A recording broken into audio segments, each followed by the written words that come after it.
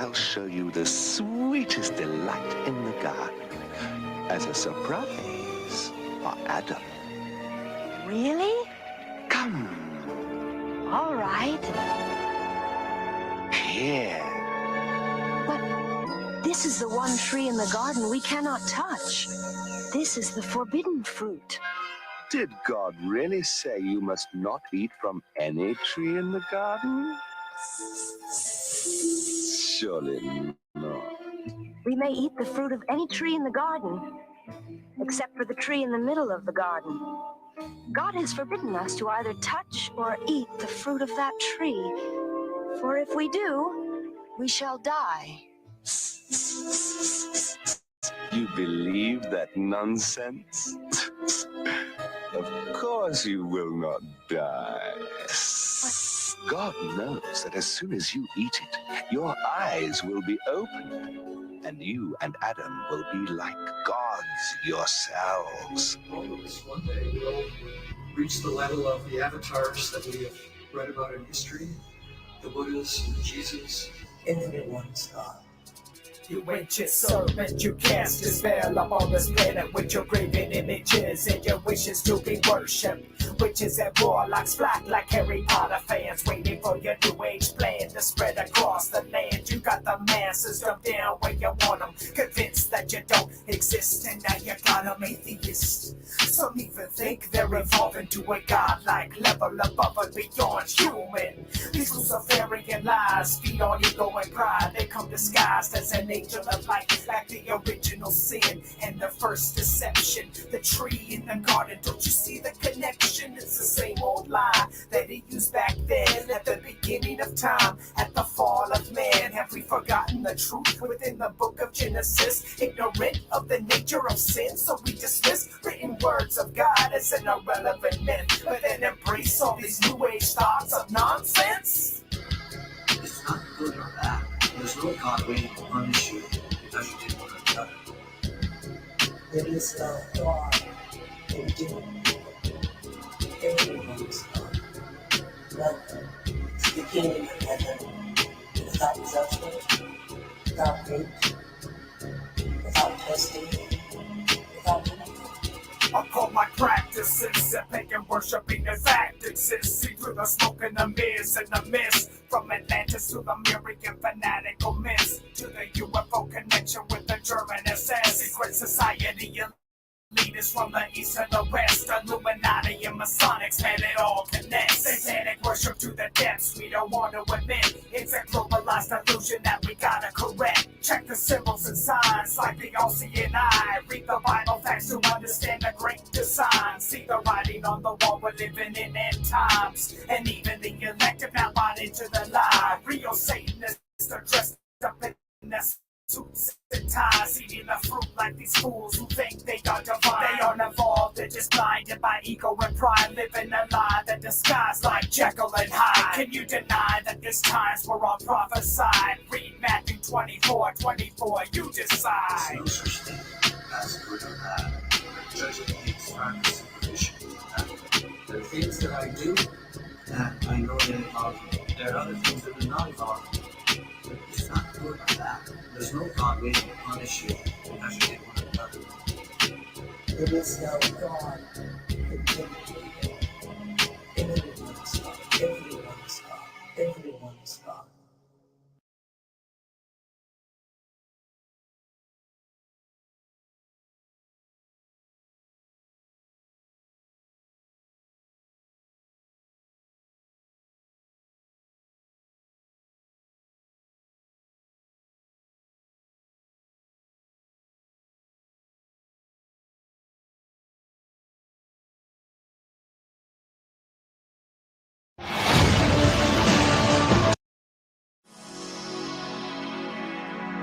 Hello, darkness, my old friend.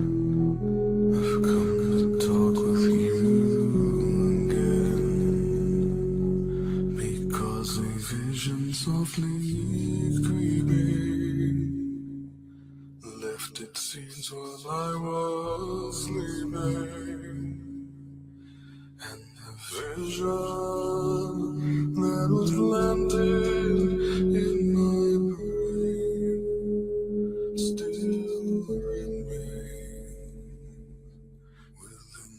In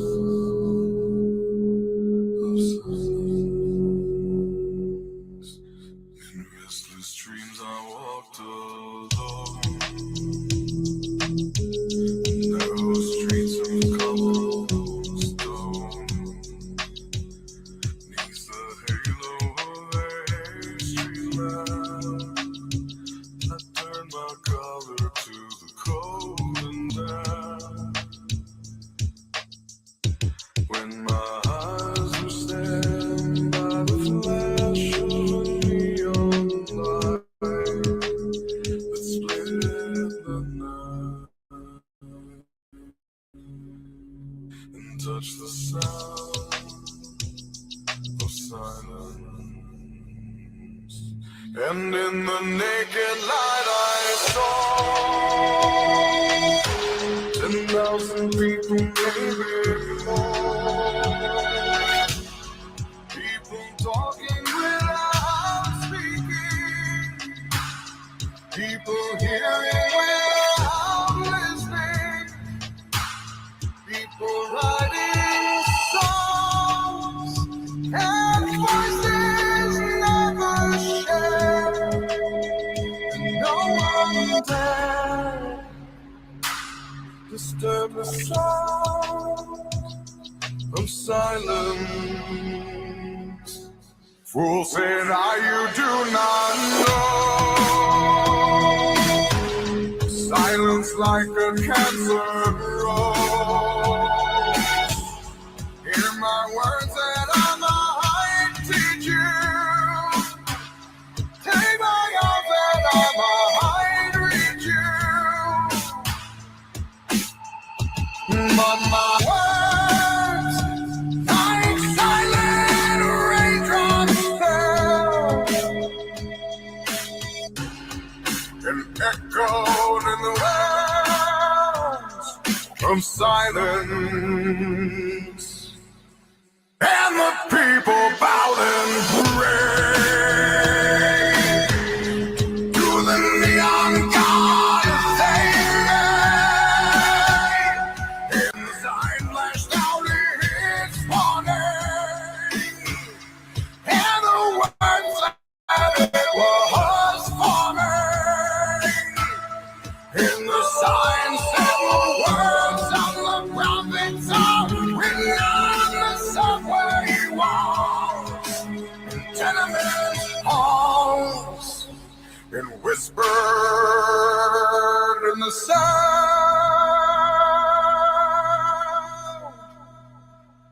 of silence.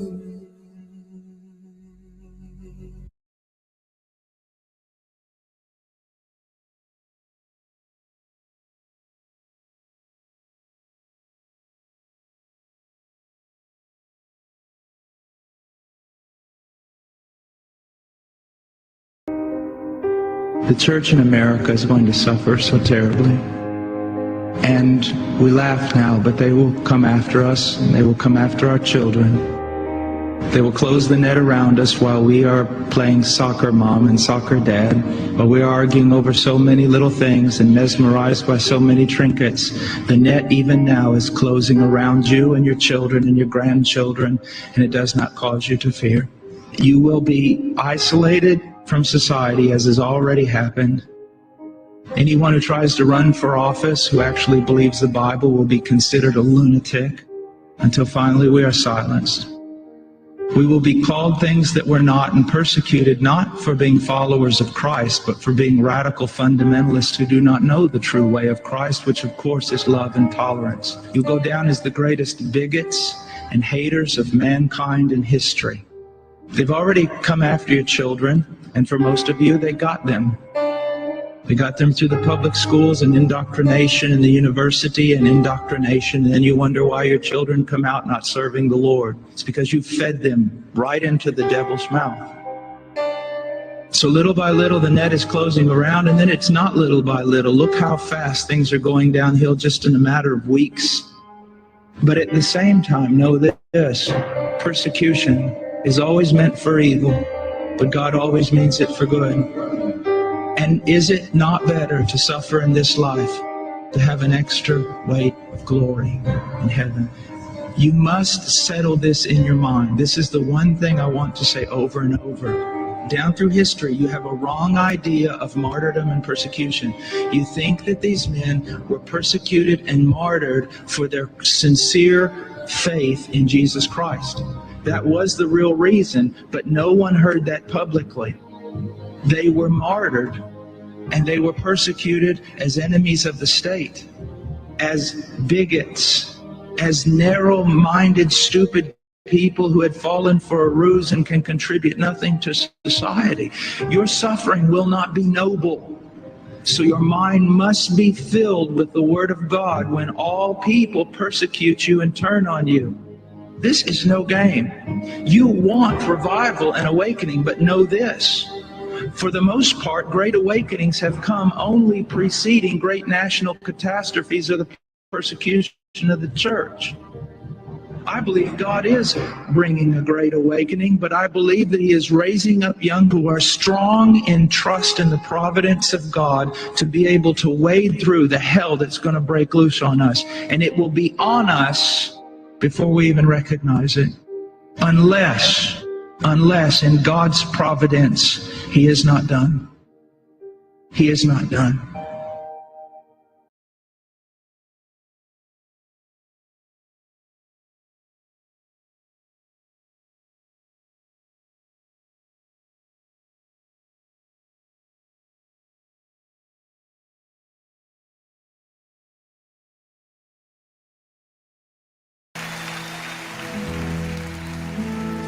Hasn't it been wonderful this evening to sing these songs, enjoy our fellowship, and bless the heart of God? But there's something more happening tonight that I want to express to you. We're enjoying something that God has planned for and desired since the foundations of this city were laid by King David himself. And that is that one day, in this very place, there would be assembled a people called out, a people from every tribe and tongue and people and nation, to be a priesthood of nations unto the God of Abraham and Isaac and Jacob, of David and Solomon, of Isaiah and Jeremiah, and of a host of nameless, faceless others who would call on the name of the Holy One of Israel. Nearly 2,000 years ago, from this city, during this Passover season, Messiah Yeshua saw all this, and he said it this way: "O Jerusalem, Jerusalem, how I long to gather you, but you are not willing. You will not see me again, Jerusalem, until you say, Baruch haba b'shem Adonai, blessed is he who comes in the name of the Lord." Let's now invite him to return and to take up the throne that belongs to him alone. Baruch haba b'shem Adonai, blessed is he who comes. Baruch haba b'shem Adonai,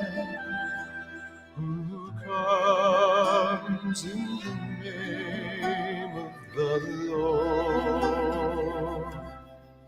Now arise, O Lord, come to your resting place, you and the ark of your might. Then we will rejoice as we're clothed with your righteousness, and celebrate aloud. Baruch haba b'shem Adonai, blessed is he who comes. Baruch haba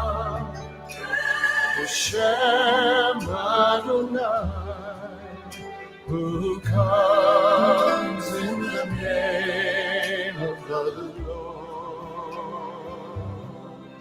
Now arise, O Lord, come to your resting place, you and the ark of your mind.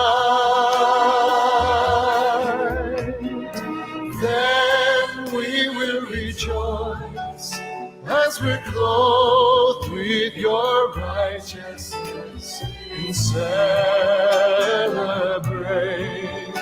aloud. Baruch haba Hashem Adonai, blessed is he who comes. Baruch haba Hashem Adonai, who comes in the name of the Lord. Of the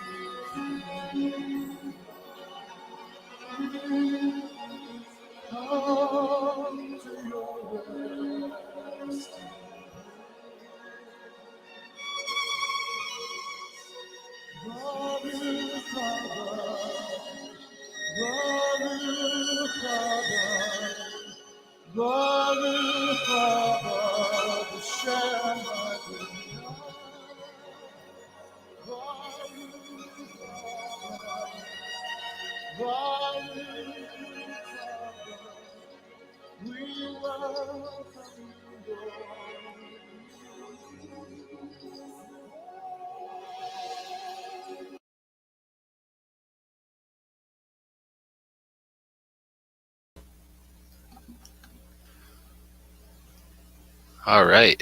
What is going on, everyone? Let me know that you guys can hear me. But Steve JMO, we are live here. It's the 20th of June, apparently, in 2022. How about that, Jen? It's crazy. The year is just flying by. Incredible. Incredible. I was just looking at videos from 2021 and I was like, isn't it still? I'm like, wow, it's 2022. They got Yeah, us. it's They crazy. got us. Yeah. Madness. So what's up? How you been, Jen? I'm doing okay. No, I can't complain. Just got done eating dinner. My husband got done work early. The whole day worked out perfect, and here I am with you. You can't beat that, you Yep. know? Very Can't beat grateful. that. No, me too. Absolutely. 100% grateful. I'm grateful to see all these people here in the chat. Bunch of wonderful people. We got a couple people there on Rockfin. We got 7 people on Rockfin. Little tip there from Patrick. Thank you so much. But yeah, we got like 40 something here live. Where should we start? I'll start over here. We got DJ in the chat. What's going on? And actually, me and her were just chatting on the phone before, and we have to bring up a topic in a little bit. Let me just mark that down because I forgot to do that. All right, we'll mark that down. So DJ's in the chat. What's going on? Pirate is in the chat. Domestic Truth Seekers on the screen and in the chat. The original Truth Seeker 69, everybody. Daryl Davis, what's up? We got Mark in the chat. Who else is in the chat? Melanie, what's going on, Melanie? Blessings to everybody. Jason Starr, Deborah O'Connor, RT. The list goes on. Firmament, what was that? I just went to Firmament Liquor. What's going on? Yeah, a bunch of good people. Mark Wood. Nice. Good turnout. All right. But yeah, what's going on, guys? I know it's been a little minute.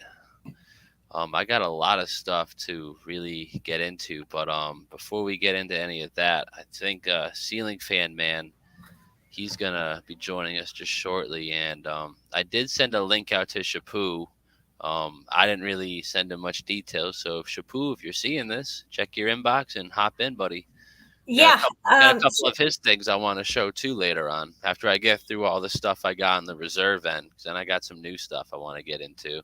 Not necessarily new, just new to me. Let's put it that way. I think because the weather broke up there in Canada, he's a painter, so he's been working a lot during the week, and then he, wasn't feeling too great a few days back and stuff. So, I think the weekends are more.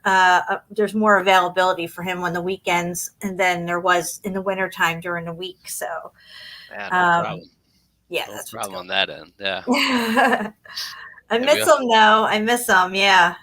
Yeah, gotta love shampoo. Yep, shampoo and conditioner. Good stuff. But I don't know where I want to start here because I got a couple things I know I want Ceiling Fan Man to take a look at, because we were just chatting about the Babylon type structures and the towers that are everywhere, just all throughout the middle, not even just the Middle East. Like there's similar structures in Asia, down in South America as well, and just want to dip into that a little bit further. But first, let me now I know where'd the StreamYard go. I want to share the screen here. Now I know everybody has probably seen this or is aware of this, and I hope this is nothing more than just a refresh for people, but it is a real thing. You do have these people at the WH, who they are they're initiating some sort of pandemic treaty. So the next time that there's an outbreak of said disease or diseases, they're gonna have full ranks, as if they didn't already. So this is more or less just a refreshment, because we all saw what happened last year and the year before. Whatever they said was the golden rule, was the law. It was a little less enforced here, but as we saw all throughout Europe and all the countries that are subsided and subscribed to these people, they fell right in line, right in check. yeah. But now that you got this crazy old guy just signing his name anywhere. And I guess we're on the treaty as a nation. The United Of States is on course. the treaty.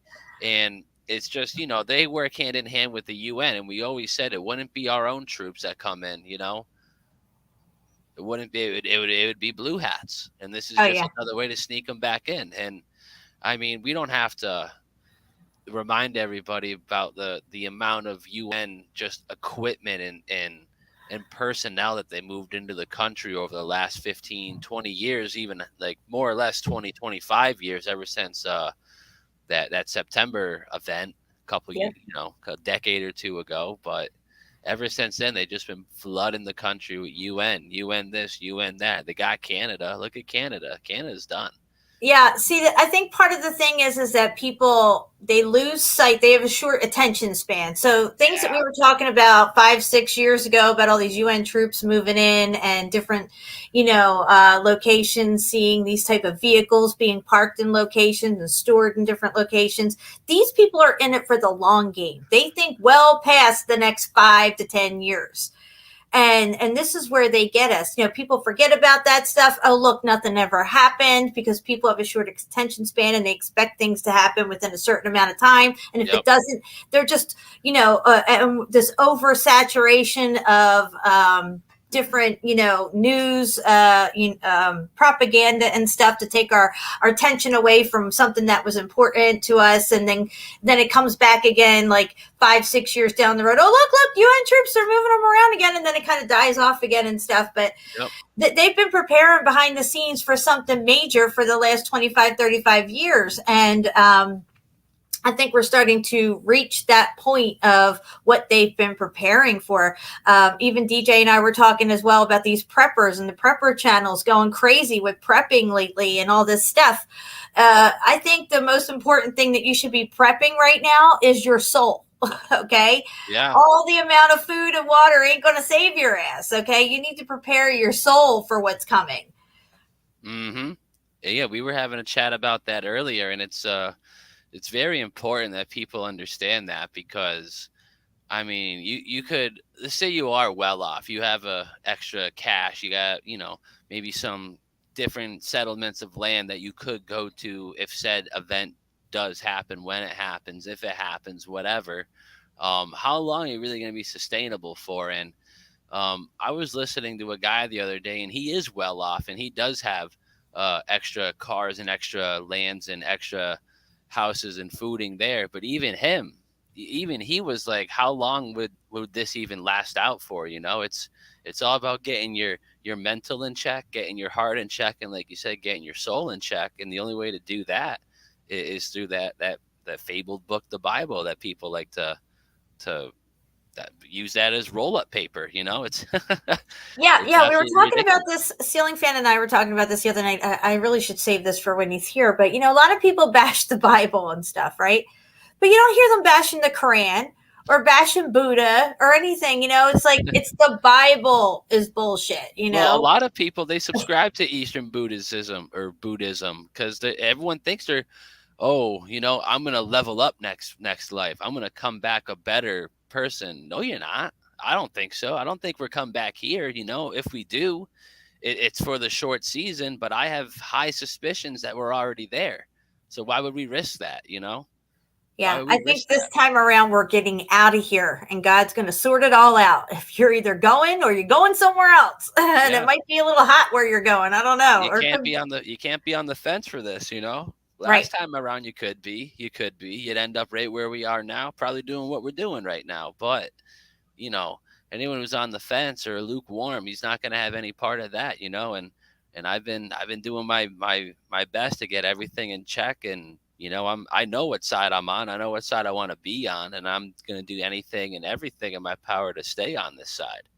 Because at what point can I we're warning everybody, but at what point are they actually gonna listen? They're gonna listen when the YouTube videos that we were making become mainstream news, but they're not going to listen to us. They're going to listen to them, because when the sorry, when the blue hats come to save us, they're not going to be thinking about the RFB video from 10 years ago, the True Seeker 69 video from 15 years ago. They're not going to be thinking about that. They're going to be thankful that they're here and they can go get their UBI, their food for the day down at the downtown center, you know? Yep. The food that's there to save you, but it's poison food. You know what I mean? It's like, they use the double speak. We need to move you here for your safety and security. You know, meanwhile, you know, you're being, you know, shown to your new location, your camp or something. We don't know what it is. We've all seen the FEMA, the little sections they got, you know, they got it's like A through K or something like that. We've covered this plenty of times. And I mean, if you look at the Agenda 21 map, and we all know where they're going to pile us in, it's not going to be into the countryside, folks. No, they're going to pile us right into super cities, and they already got them all set up. Chicago, LA, Miami, Atlanta, you know, Boston, all these super smart cities that got 5G, 6G, who knows, 8G, 9G, they got it all, bro. You know, like these cities are literally running on the cloud. It's scary, but it's almost over. That's the way I look at it. And, you know, I had to talk with my boys. I told them, I said, if you don't have a relationship with Jesus, you should get one and start, you know, making sure you're living right and treating others how you want to be treated. Because, you know, they're young men. They can get frustrated and angry and don't know how to, you know, reel it in and be humble and stuff. They're still young, 28 and 32. So I'm trying to teach them that humility and, you know, that, there's a lot to live for in life, but at the same time, they're making life really, really hard for us. And this is why, because this is where we're at. And even though they're so young and have their whole lives ahead of them, I have to prepare them for this, you know, because we don't know what the future holds. It seems like they're damned and determined to turn this country and most other countries into a third world country, to where the whole place is falling apart. There's no supplies. This is why what happened over the last 2.5 to 3 years with the supply chain and everything, and then burning down different fields and pepper fields and killing chickens and dumping milk and all this crap. It's all fear-based stuff. I still think that there's plenty of all that stuff out there. They're just putting out these stories for their excuse and to have the shortages. There's two sides to that coin, though, because exactly at the same time that you're saying, because on the flip side of that coin,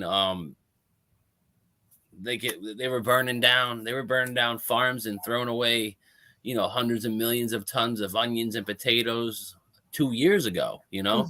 So like in theory, maybe they never actually caught up. Maybe that is a part of the supply chain issue, is just all the crap that they had to throw away 2-3 years ago when the CV kicked off. Everyone forgot about that though, but now we have this scarcity, you know?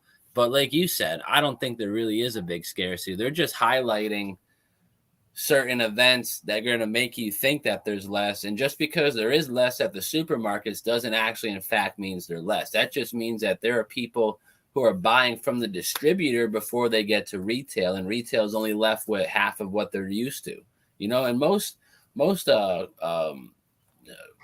they, supermarkets, that they're on a 3-day supply chain, you know. And that's not even that anymore. Probably it's like, you know, 24 hours. Who knows? Yeah, I'm talking statistics from years ago. Literally, I get to the store, they'll be like, the truck just came in. We'll have all this out tomorrow. If you come back tomorrow, I go back the next day, and it's like there's only like 2 or 3 things there, and I'm like, they just told me, all right, so if I'm not here at 8 o'clock in the morning when you fill this shelf up, I'm screwed because I came at 4 o'clock in the afternoon. You know, it's getting ridiculous. It absolutely is. But you should be self-reliant as much as possible. We do rely way too much on the system, the convenience that it provides us. There's a gas station on every other corner. There's a Walmart every 5 miles, all this stuff. People can just go a couple of days and, just go to the store and get what you need again. But we do need to think they're going to screw us at every turn. And food and water is 2 of the main ways that they will try to screw us over. Control the food, control the people, Yeah. It's crazy. And like we So were saying before, when shit does actually hit the fan, you know, you can be as prepped as you want, but at some point, we're probably going to be faced with a choice. It's going to be come with us and we'll feed you, or you're on your own, or even worse, you know. And I'm more than happy to be on that other side of they're just not going to bring us to the camp, or even worse. I'm cool with that, you know. If my life is worth a ration of food, I'm all set, you know. It's much more worth than that, you know. Like, we have God in us, we have the Holy Spirit in us. Like, I'm not trading that's right. my Hey, freedom, they my can send sovereignty for dehydrated food, you know. I already got some of that shit, you know. I They don't can need send a some of it. hailstorm and wipe out all the crops, just like DJ was saying here. It says, I Exactly. just watched a channel where she planted all their stuff yesterday, and today they had a hailstorm. She was crushed. Weather You know, they can do this. warfare. It was Sure, never meant for other countries, you know. What are they gonna do? They're gonna send a hurricane to go fight the war in Egypt? No, they're gonna just blast you people out of the water. And I mean, so us too, you know. So you feel defeated, your crop got crushed or whatever. But at the same time, if you have faith and you trust in the Creator, if you trust in God and Jesus, you know, things will be provided for you. You don't know what that looks like. You don't know how the hell it's going to happen. And all this just happened to your food that you had planted or had planned for the future.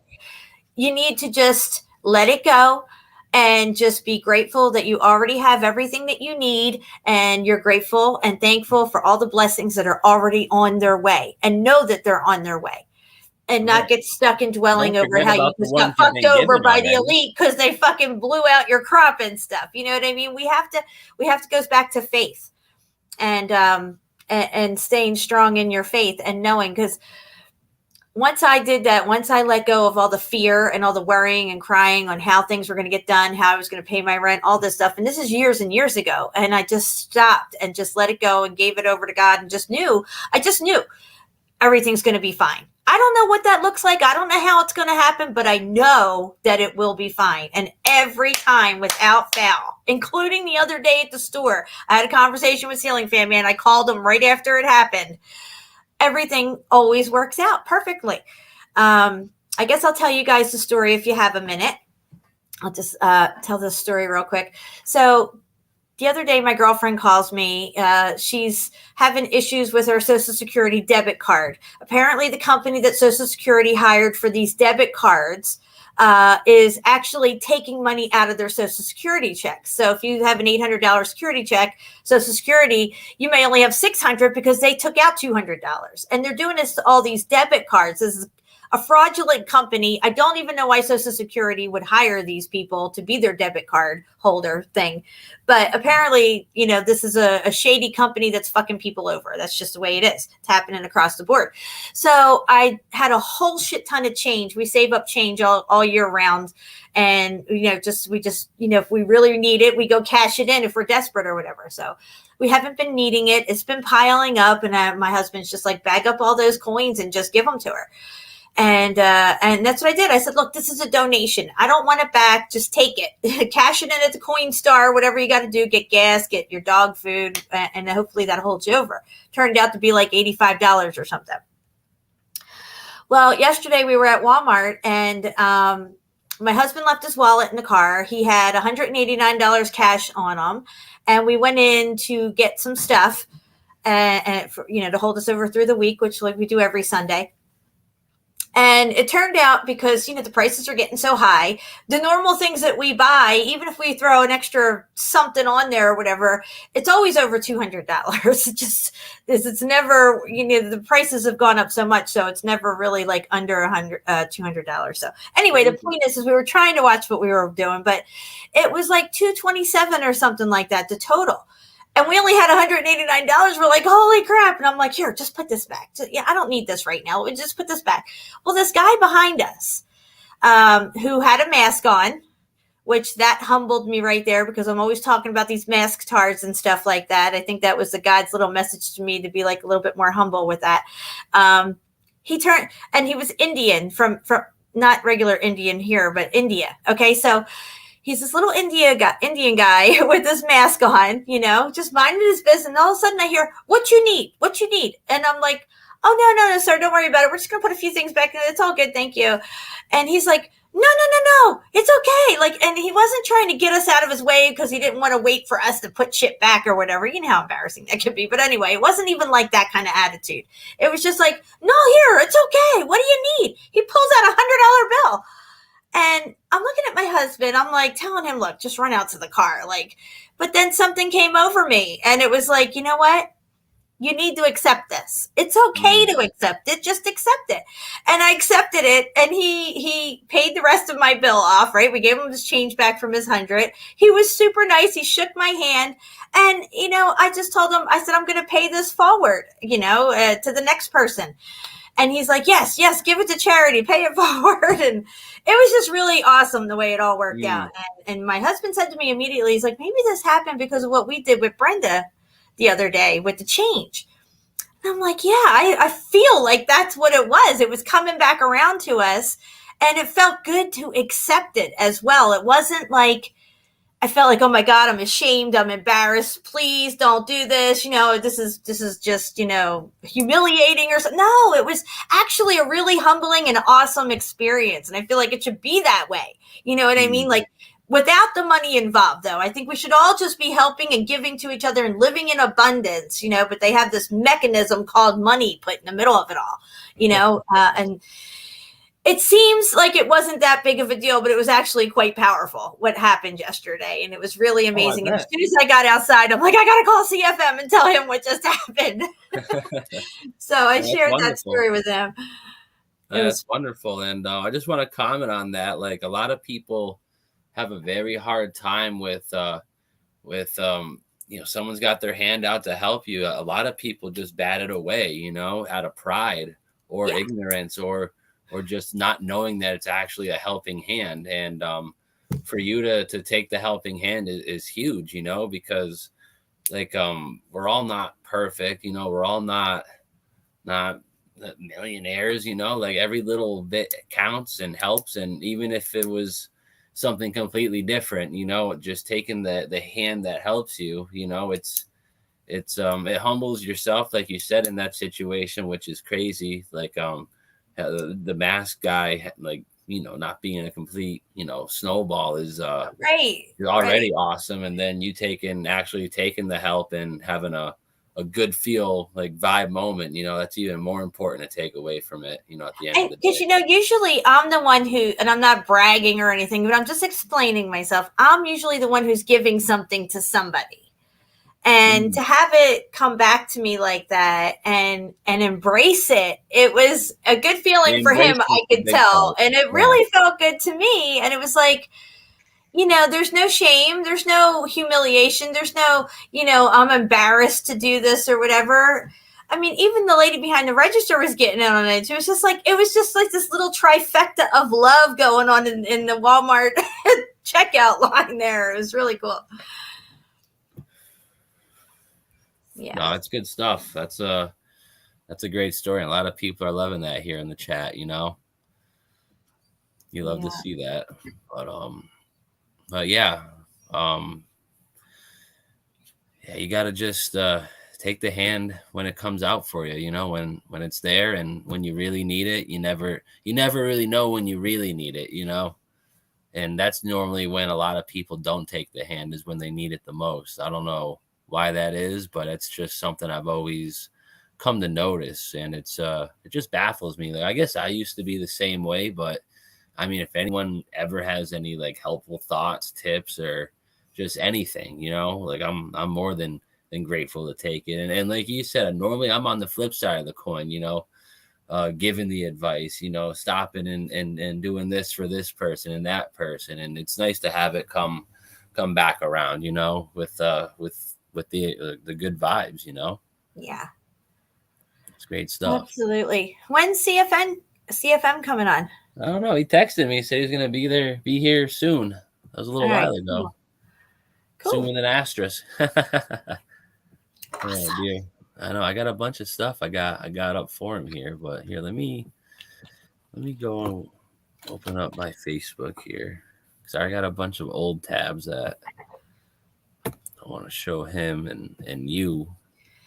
Yes, Natalie, it happens when you least expect it. And I totally did not expect it. I didn't even know this guy was behind me. I was just like, like, who's talking to me back here? What? He's like, what you need? And I'm like, oh, no, it's okay. Like, and you know, it wasn't like I was in desperate need. It wasn't like we're broke and like, it just happened. You know what I mean? And it was just amazing. You know what I mean? And I don't care if it happens when I'm totally broke and I really, really needed it, or I don't need it so much, but it's a kindness. It's a kindness. And kindness don't cost anything, guys. Sprinkle that shit everywhere.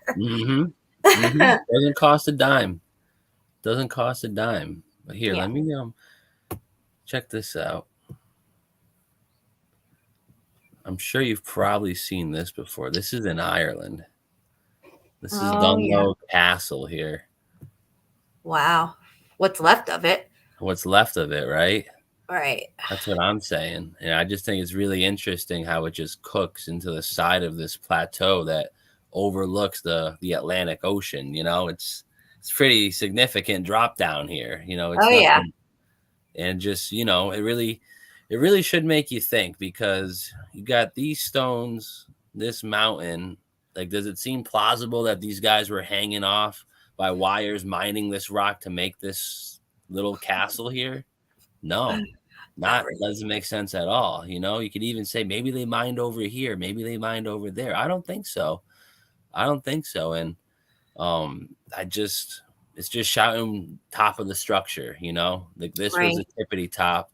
And I mean, you can even look in down here. You got like these little square holes that come in, and I see it.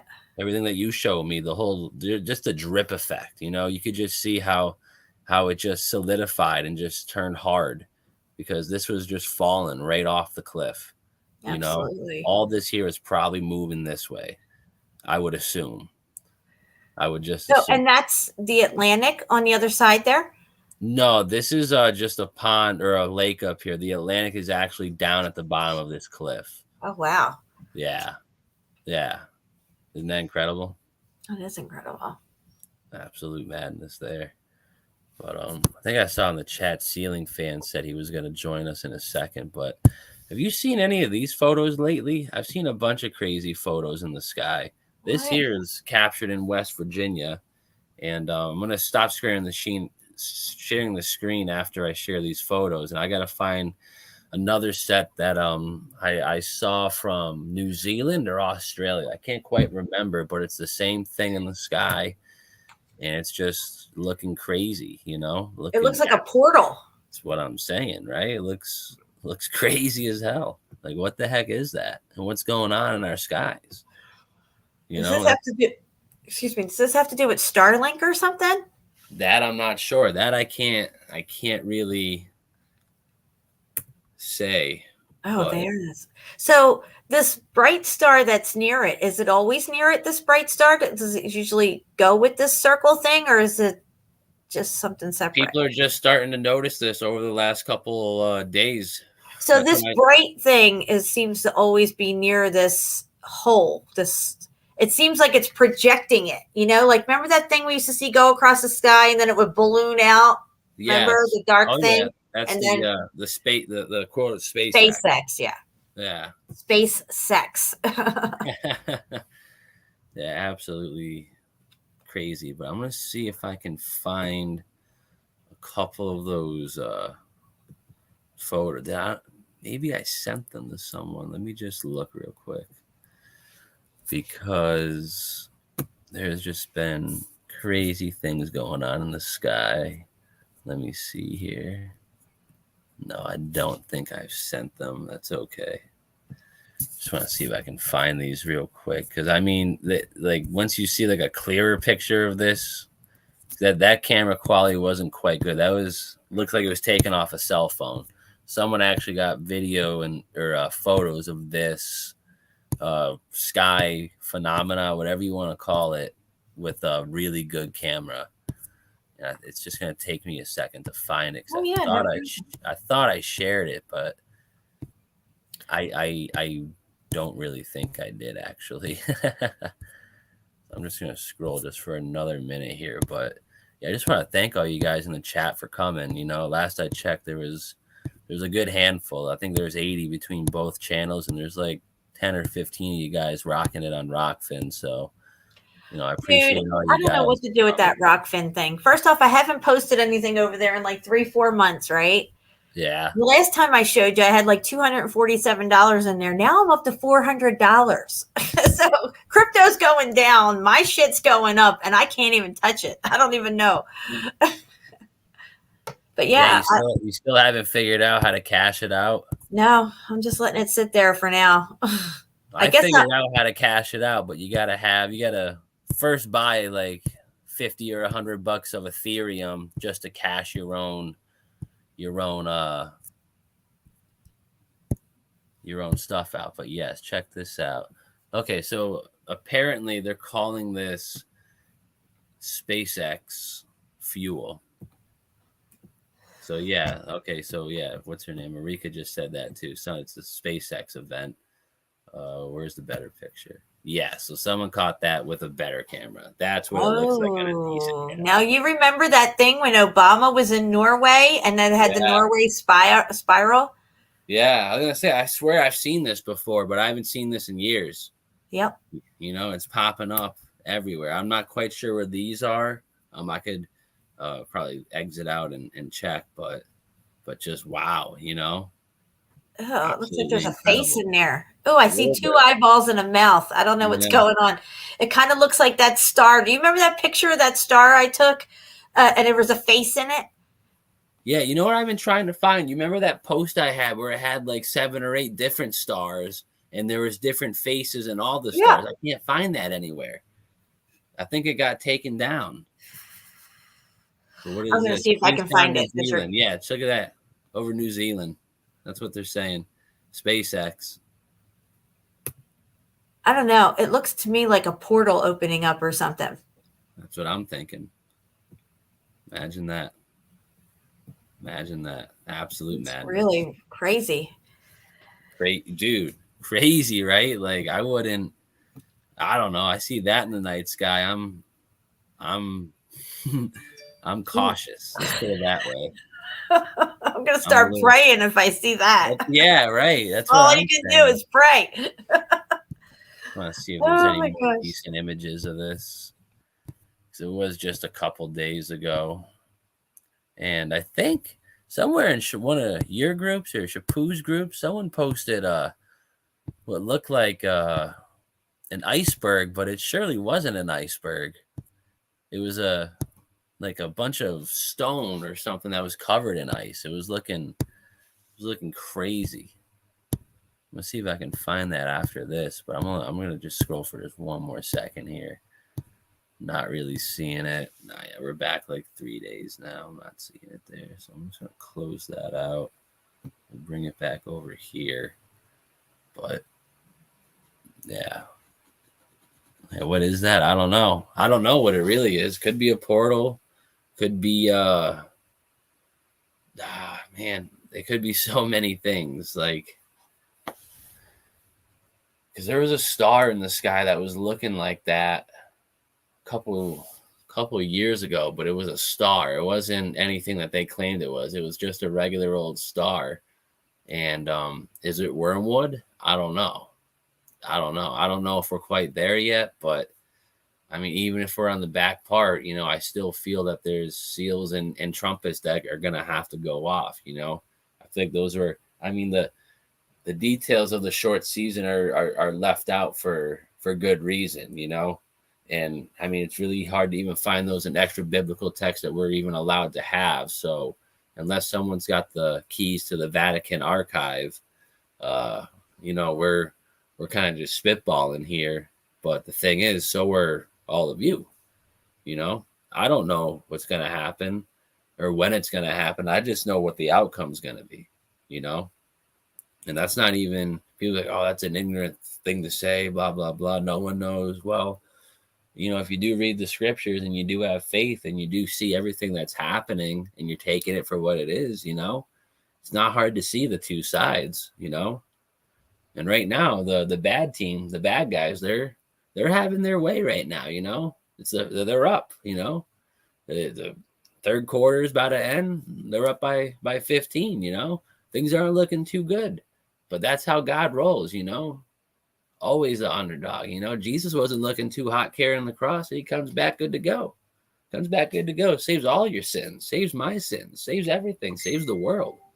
Absolutely You know, we rode past well, not my church, but it's the church that's right around the corner from my house, and they have it's Southern Baptist, so they have those 3 wooden crosses outside. My husband goes, they better get rid of those crosses and put some trees there. Because it's changed in the Bible. They say Jesus was hung on a tree. Yeah. So what is he doing? Is he lugging a tree up the hill and then planting a tree and then they hang them on it? I mean, I heard him and Paul Bunyan were chopping down trees before. Crazy. Absolutely. The Book of Revelation is coming to life. Yeah, D. Smith. And I mean, I kind of subscribe to the idea that I'd say the first 20 chapters of Revelation have already happened. We're in that little area called the short season or the little season or the short time. Depends what Bible you read, depends how Mandela affected it is. It's just we're smack dab in the middle, whether we like it or not. Absolute madness. Absolute madness. And it's going to get even more madness on top of it. It even says men's hearts will fail them for what they see come upon the earth. Mm-hmm. I was just talking and thinking about that statement the other day because it couldn't be more true. It couldn't be more true. Like, men's hearts are going to fail them from fear, and it's going to be the men who are unprepared for said event, for the sky to recede like a scroll. That's kind of a big deal. I'm going to have questions, but am I going to be totally shocked? No. You know why? Because I read about it. I heard about it. It's crazy. Right. And I saw the video you just sent me, and that's perfect because the video that I want to share next is actually a star video as well. And it's a high quality one too. So we're going to.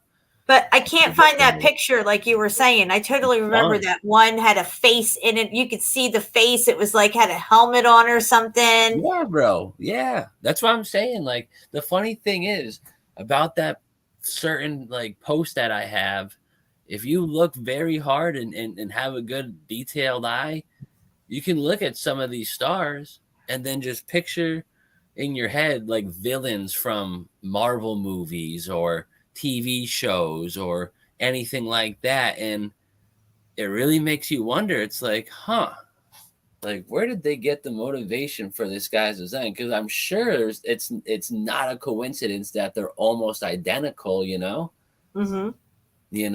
Why would they be promoting stuff like that unless they're actually going to come back in human flesh? And that's called for. And they're going to come back. They're going to raise some hell. It's going to be nuts, Yeah. It's going to be absolute madness. I can't wait. I can't wait either, I hope I'm just sitting on I'm embracing it. I'm looking forward to it. Because I know all this has to come to pass. And you know what? We're already coming from a place of victory. So there's that. And it only can get better after that. You know what I mean? Whether it means that we don't need our physical bodies anymore, and we ascend out of our bodies spiritually and are loosened from our own bonds of this physical reality and are able to soar the way God wants us to, and maybe get out of here or whatever. However it all works, all I know is that we've already won. So, it's all good. Bring Absolutely. Absolutely. And someone on Rockfin, Tonto Ronto, they said that during the beginning of COVID, that was the Venus. They were calling it Venus. I don't quite buy it. I had some crazy pictures and videos. Well, Venus is the one where I was taking pictures that one night. We were all live. I think it was me, you, Brian. I forget who was on. It was a couple years back, and I was out my window taking little shots of little video of Venus when it was low in the sky. Remember, we were getting those Venus shots? And as I would go through it, I would screenshot through my video to try to catch the star and it's pulsing, right?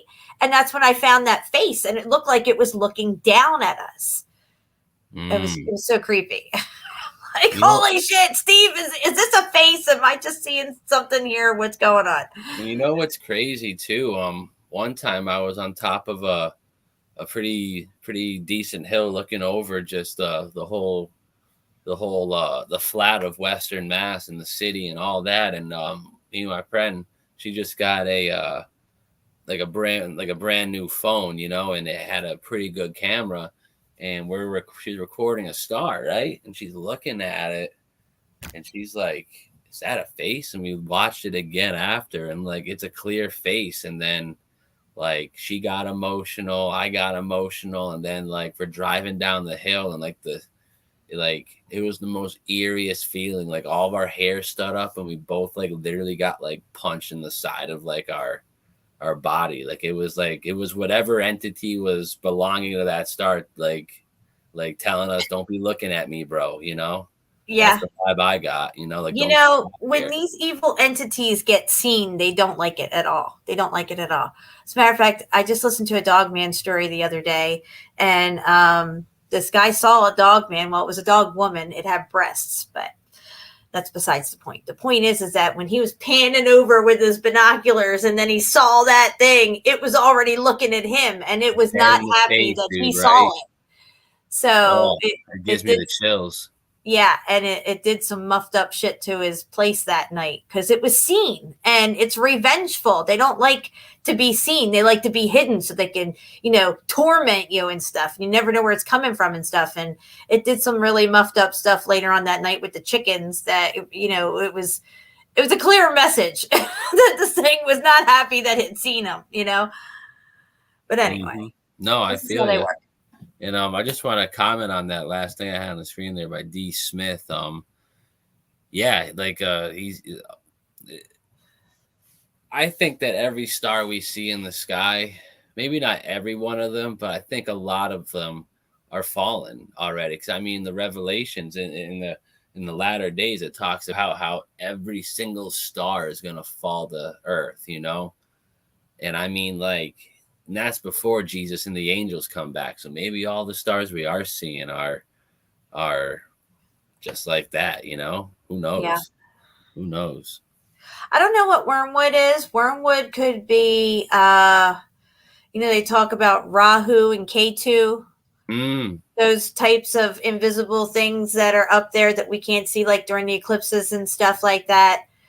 That could be one of those types of things that are coming down. If there is some type of pole shift that's coming, right? God's judgment, and it involves the stars coming down.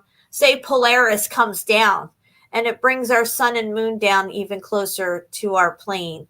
Could it bring the other stars down as well? Sure. Could it bring down these other objects that are up there that seem to have some cloaking device over them or something? I don't know. Things could probably go pretty crazy at that point, you know. We don't know what it looks like. We're going to see all out war. You know, we're going to see all out absolute war. I think good angels and bad angels are going to perish. You know, that's not me speaking. That's the word of God speaking. You know, that's exactly, you know, maybe at that rate, men's hearts might fail them from fear on my end. Cause I'm going to be like, oh man, like there's good ones dying too. Like, that's not cool. You know, I'm not trying to, you know, that's got to put a heavy weight on God himself. You know, but then he's going to come back, like you said, and just, you know, flatten the curve. He's going to knock it all out, you know. He's going to set everything straight. You know, we're going to be just fine. I think we're going to be just fine. But you know, there was a comment I saw earlier that I. Oh, okay. Look, Marika just sent me some pictures. I don't know if she sent them to you or not, but it's sort of what we're looking for. But I do remember the one you were talking about. It was a colored one. Yeah, there was like 7 or 8 different ones, right? Yeah. So I just sent that over to you. I'm sure she probably sent it to you too as well. Thank you, Marika. I see that now. Yeah, let me bring that up. I wish I could find my old photo of that face that I took. I mean, that was like 3 phones ago and 1 Facebook ago. So I don't know what that picture of that anymore. And that was 3 channels ago too. So. Right. I feel that. I'm just going to take a quick gander real quick to just, because I have an idea of where it would be. That's the one thing I didn't do. Maybe I screenshotted it and saved us. Let me see. Steve, we've done so many live streams together. If I know. anybody's It's new to probably, me and it's Steve, definitely on my old phone that went missing for no reason like 2 or 3 months ago. I have no clue where that is. huh? Yeah. I just dug out one of my old phones and got it charged up. The screen's all cracked and everything. It's all muffed up, but I still got a shit ton of old pictures and stuff and videos on there. But not that stuff that we're talking about now. Yeah. I wish I did have that. I'm just looking for one more minute because I'm about to get into my old photos, I think. Hey, Steffi Davis. Melanie's in the house. Who we got? Retro Romans here. D. Smith. Johnny Cool. Jim Malone. What's up, guys? We got DJ's in the house. RT's in the house. Woo woo. Trisha Atkins is here. Frandella. Catherine M is in the house. What's up, Catherine? Got Danny DJB. Yeah, my old, when I was married to my ex-husband, I was Jenny B. Because my last name began with a B at the time. Jenny B. It doesn't look like I found it, but I did find a couple other decent photos we can Bill definitely Miller's take a in the house. gander Hey, at. Bill, what's up? So let me just import these real quick. Pirate, what's going on? Phil Baca's here. Boom. All right. Those should be on the way. Not what I wanted to find, but they're definitely good photos that I know you and I can definitely talk about for sure. And actually, you know what? I found this crazy picture the other day, and Ceiling Fan Man needs to get here because like Yeah, where are you at? everything else I have is for you, buddy. So this is on you. Let me see what else I got. Because I know you just sent me those. Because yeah, that's a good one there. I have to go already. Back over here to my channel.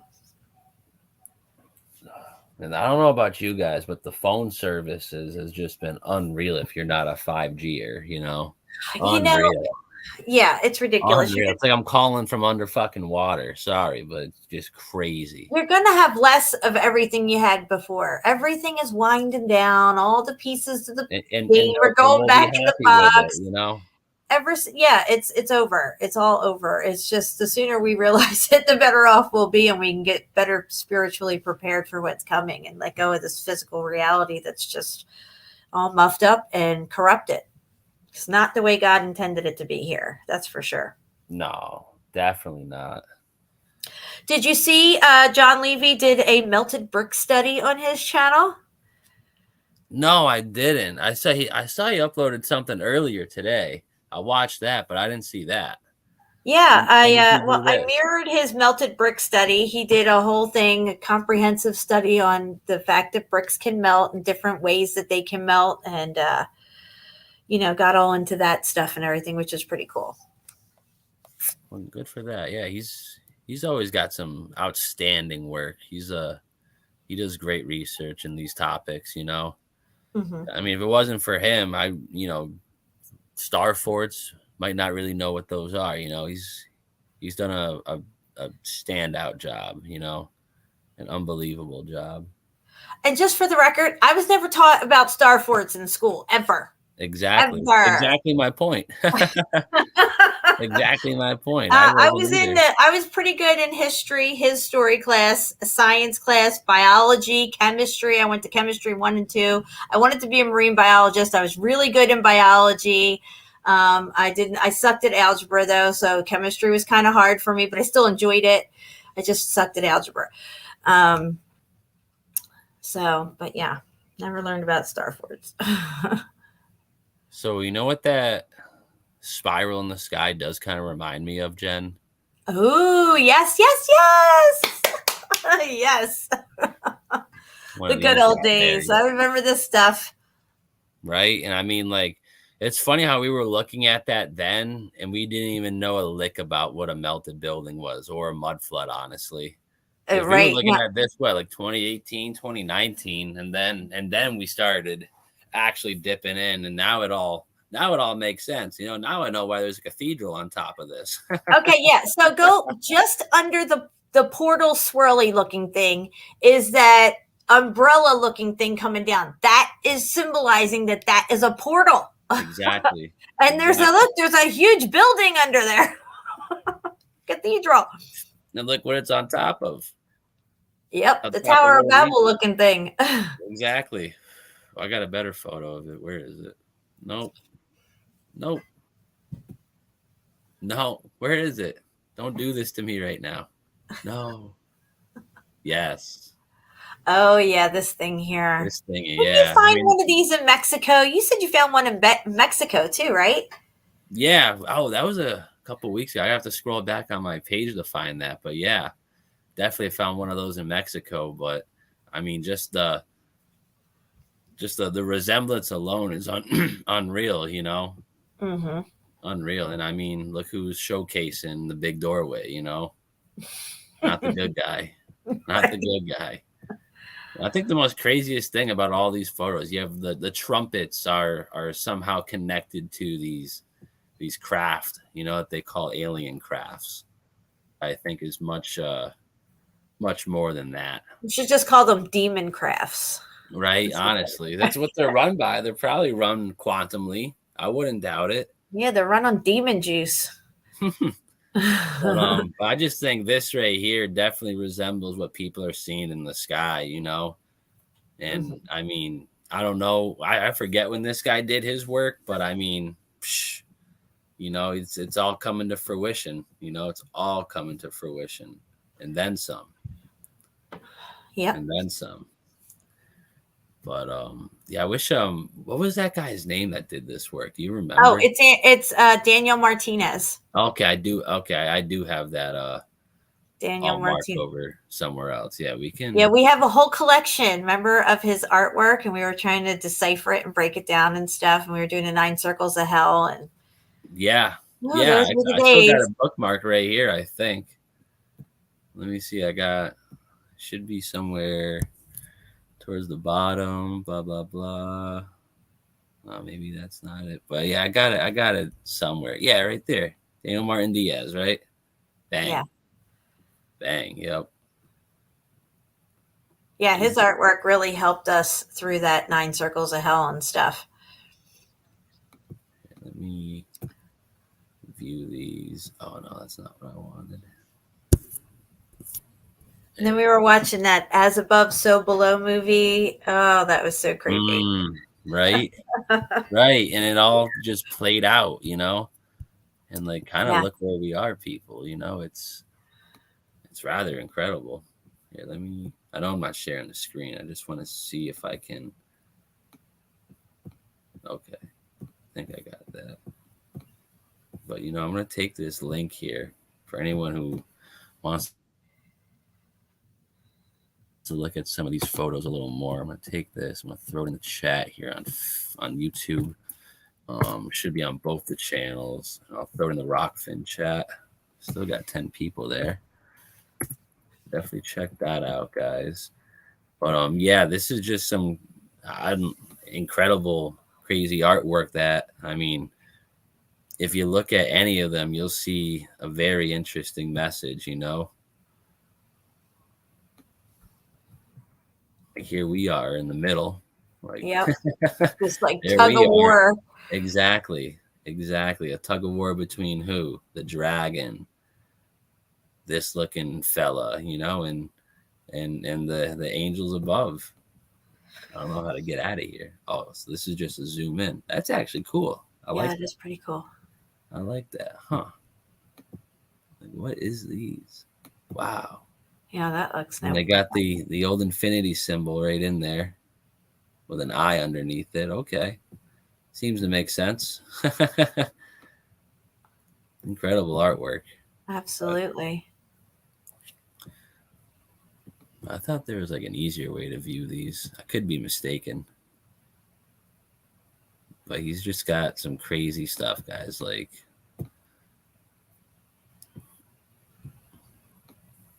and I mean, what are these? Those are organs, you know? Oh yeah.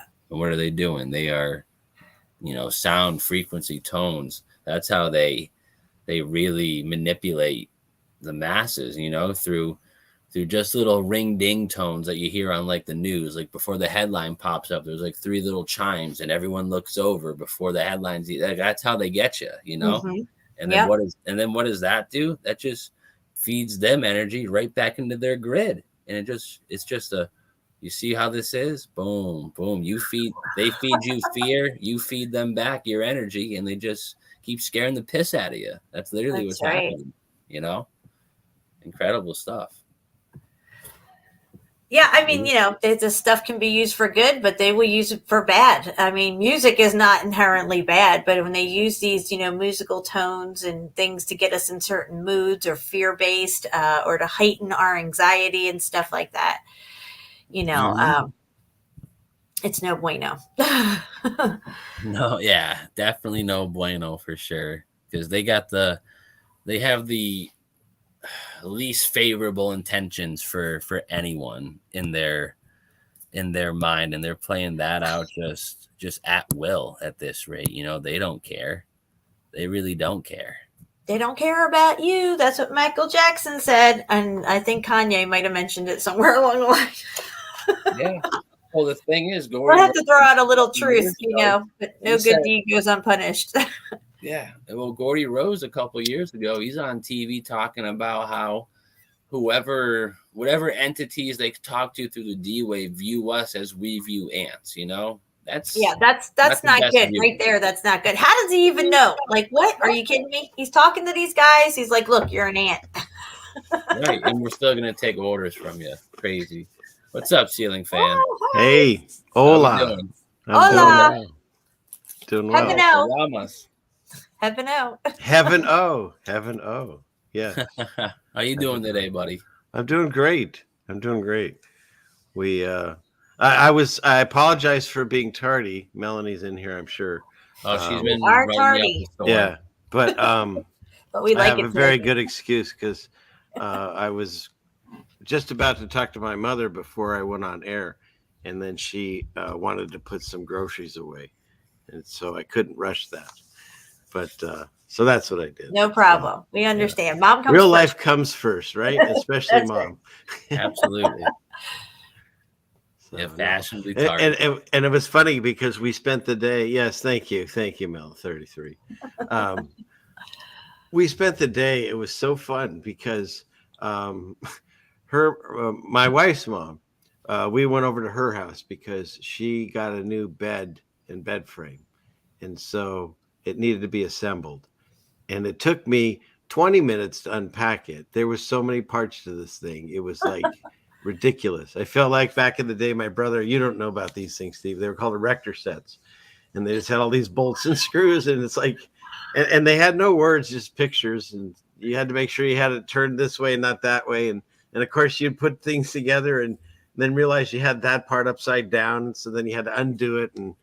And so it became like, I don't know, like a 4-hour project. But the funniest part was when the frame was finished. And at this point, now remember, there's no furniture in this room. So at this point, I'm sitting on the floor, putting together the one side of the frame, and my wife's on the other side of the floor, finishing up. So we're both sitting on the floor. And her mom had come in and she brought us snacks, and she brought us. I hadn't had a root beer float probably. I can't even remember. So I broke down. That's like the first soda I know I've had in like 2 years. But how do you pass up a root beer float? So you can't, you especially can't. if it's from Mom. You can't, right? Grandma, we're gonna kill you. At least you don't drink them every day, right, exactly. So, but then, so she ends up sitting down on the floor, and eventually she's laying on the floor, and so she's laying on the floor. We're both on the floor.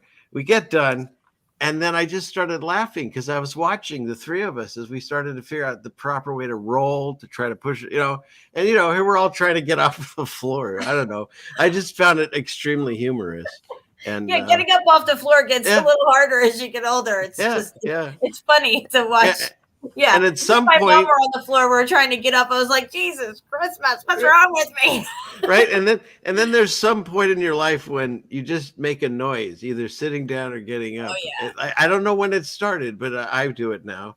But yeah. Yeah. So, anyways, but that's what we spent today doing. But we had a great time, and so that was And that's what matters. right. Yep. That was our tithing, because you can do tithings. It doesn't have to be money. I know I heard you tell that story. That's so beautiful, and how that stuff comes around. Because we did that. Remember, we did that show on about how God doesn't stay in debt, And so if you do a tithing, you do a good deed or help somebody, and you're doing it for God, He's going to pay it back, because He can't be in debt to us. So that's wonderful. That's great. Yeah. And look how many people don't do good deeds, or they're stingy with their stuff, or they're just like, oh, well, that's their problem. You know what I mean? They never get to experience that. But I think that they want to keep us disconnected from this, because it comes back to you so easily when you're flowing with that, when you're humble and you're giving and you're, being generous and stuff like that, that it flows back to you very easily. And they want to keep us disconnected from that, because we're going to figure out how easy it is and how well it works. And, we'll just slide right into that, Yeah. We're like, damn you and all your money, keep it. We don't need you. We don't need your money and your fake God and all this stuff like that. Just go away.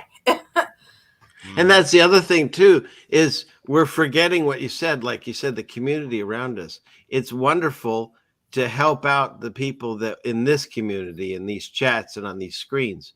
But don't forget, right in your own neighborhood. Do you know any of your neighbors? Is there anyone around you that you can, trade with, or at least, is on your side in a way that you can? And is there people around your community that need help? And if you have a little extra something, can you give it to them? Because that'll come back to you. It always does. I've never had that not come back. But you don't do it for that reason. Right. You do it because it feels right. And like you said, your story was great because you guys just did it, and then someone else did that thing, to you, even at the point where you didn't need the help, but you took it because it made him feel good to give it. And then what happens? You go on, you tell me, and you tell on streams and stuff.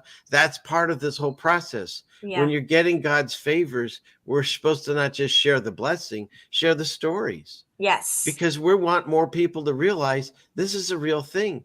It's really sad. I listen to a lot of leaders of this community, and none of them talk about God. None of them talk about the connection through Jesus, and most of them tell you not to read the Bible. And so these are all things that are extremely important. At least I believe. That's why I like hanging out with you two, and Shampoo, is because we're letting people know it's not just about trying to figure out where you live or how things move and work and what was melted and what wasn't. It's more than that. This is the end times, and provably so, because a bunch of people with all different races and religions and age groups are all getting together, just like it's predicted in the book you're not supposed to read. And they're speaking out for God because they're trying to warn you, like Noah did, that while everyone's partying, there's a flood coming, and you have to get ready. And you can save up food and water, but are you saving up medicine? Do you know how to do repair things? If things break down, do you have any? But mainly, are you armored up with God? Because if you are, that stuff falls into place. Right? You guys know what I'm talking about. If you start just understanding our position and who God is and how to work his system, because that's what we all live in, then he starts showing you, yes, you're on the right path. And so that's why he tells you don't have to worry. You know how I talk about the birds, but he specifically says the birds don't worry about where their next meal comes from. And if the hairs on our head are numbered and God can take care of the birds, he can certainly take care of us. That's right. So that's why things just fall into place. At that moment when you think everything's gone south, all of a sudden, boom, something shows up. Yep. And that's what we're here to do, is do those testimonies. Yeah. And stop worrying so much. I used to worry so much about how we were going to pay our rent. This is when we first moved here to Alabama. We were in a really bad financial way. We were just coming off of waking up to 9/11, and then being very vocal about that in 2006 going into 7, and then we were losing everything at the same time. There was this falling away of materialism in our life, not through our choice. It just happened. It almost seemed like this matrix around us knew what we were up to. We were being vocal about the truth, and it was like hitting us left and right. Everything was just going, and he lost his job. Our car got repossessed. I even had to sell my wedding ring to make it through to the last month of rent so I can get my deposit back and move here. And when we moved here, we didn't even have anywhere to live. It was so crunch time. And I was very upset at the time. We were homeless with all our stuff in this little van and everything, living in a different state. We didn't even have a roof over our head. And at the very, very last minute, this guy calls us back.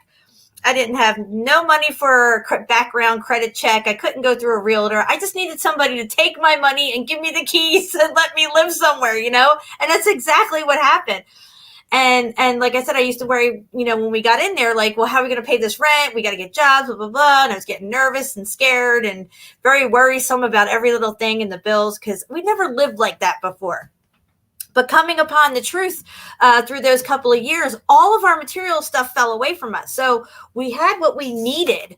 We didn't necessarily have all these things that we desired to have and, all this, clothes and purses and jewelry and all this stuff like that. It's nothing. It doesn't mean anything.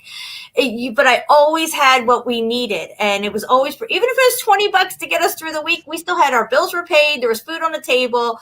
But there was no extra money, you know what I mean? And we were okay with it because I think that's really important, this falling away from the materialistic side of this, consume reality that they have us in. And ever since then, I've been living this way. I just let go of it all. I just was like, you know what? Because my husband, he already knew. He's like, you know what? Everything's going to work out. I don't know why you're worrying so much. And I'm like, well, how's it going to work out? Where are we going to get this money? How are we going to get the rent paid? How are we not going to get kicked out of here? And he would always be cool and calm. And I'd be in bed crying my eyes out. Like, where are we going to get $500 from or something? But in the end, it always worked out. And I just realized, you know what, I'm not going to do this to myself anymore. And I think a lot of people get so entrenched in that worrisome attitude of they just need to realize if you have faith and you have love for God and Jesus, that this is all going to work out. You may not even know how that's going to happen, but it's going to happen. Mm-hmm. Yeah. And every time. You also have to meet him part way. That's the other thing.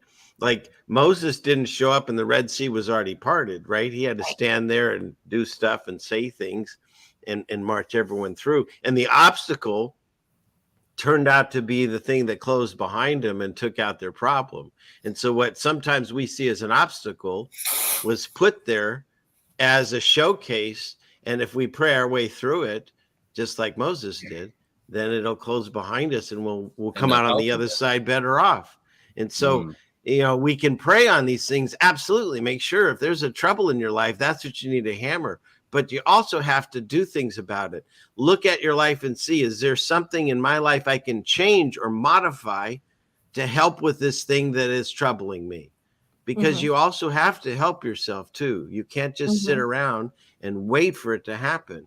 It's that old joke where the old guy was in his house and floodwaters were rising and the guys came by in a car and said, hey, get in. And he's like, no, I'm praying to God. He'll protect me. And then the waters went higher. And then they came by in a boat and said, hey, get in.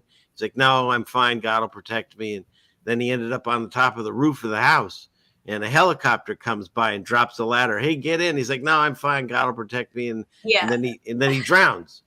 And so when he goes to meet God and he's like, hey, God, what happened? I thought you'd protect me. And he's like, my goodness, I sent you a car, a boat, and a helicopter. What more did you want? Right. So, at some point, he's looking like for the billboard. Right. At some point, like you said, accept the help. Everybody needs help at some time. And if it turns out that you needed it and then you had an abundance of whatever it is, pass it on because there's someone else that needs that help. Let me give you an example of how God works in mysterious ways. Yes. Continuing on with this, when we first moved here, right? We had no jobs.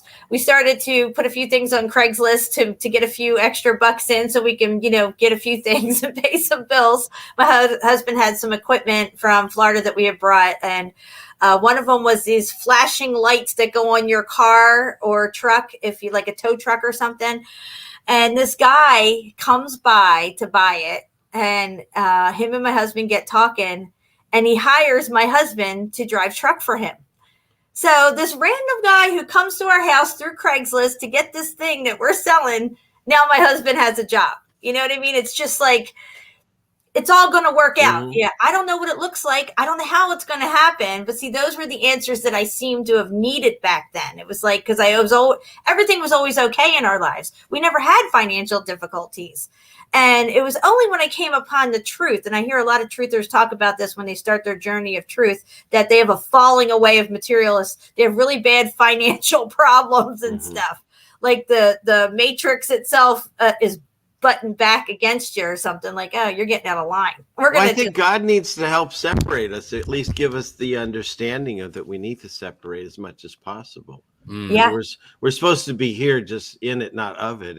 And so all of us are obviously still connected, or we wouldn't be on screen right now. So we're all connected still. We still shop at grocery stores and stuff. So, but we're trying our best to disconnect as much as possible. And so I think that's part of that. Yeah, I've never lived beyond my means ever since all that crap happened. I don't wallow in materialism and have to go out and get the latest stuff or anything like that. It's just, we just never deviated off of our path of truth, no matter what's come down the pike at us. And it feels like a lot of times these things come at us trying to knock us off our path, and through it all, we've always stayed vigilant on the path of truth. And that's really important because Jesus is the truth, the way, and the life. So if you're seeking the truth, you're seeking Jesus. If you're spreading the truth, you're spreading Jesus. And if you're in God's hands, nothing can pry it open unless you ask can I just, hey God, can you let go for a minute? I want to check this thing out over here, read these cards or whatever. And he's like, okay, I told you not to do that, but go for it.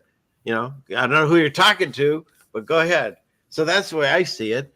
It's like once you find the path, he even mentions it. If you deviate off the path, or if you teach wrong, and you still say that you're doing his teachings, he gets the judgment day starts there.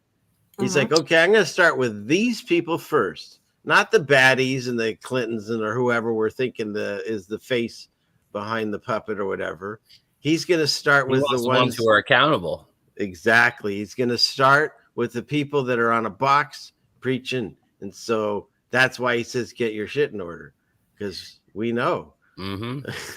My girlfriend just texted me, the one that I gave all the change to. She says her last count on the change was $98. Wow. And that guy pulled out 100 pennies. And that guy pulled out 100. See how it was the exact amount of money. He did.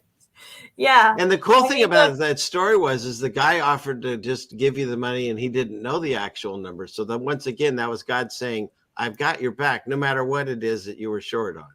Yeah. It's amazing. It's amazing. Awesome. Love it. Yeah.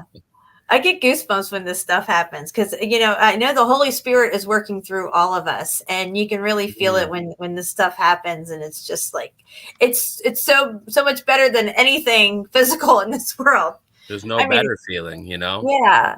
It's great. You know what I've been like hearing and seeing and dealing with a lot lately is individuals who find a really hard time like believing because X, Y, and Z keep happening to them. They can't seem to get out of the thank you so much. She just typed that, and we're talking about her. She has no clue I'm even live right now. Okay, it's like she's listening or something. I know she's not. Right. Go ahead, Steve. Sorry. I don't even know what I was about to say there. That kind of just went. I'm so sorry. Yeah, it's all She's good. pretty excited. Right. I'm sorry. It's okay. But all right, before you came, Ceiling Fan, we had some where did they go? Hold on. Damn it. We had a bunch of star photos. I have no idea where they all went. Give me 1 second. Let me see if they're okay. Yeah, there's that. So yeah, let me get that up, and then I'll open this over here. Okay. Boom.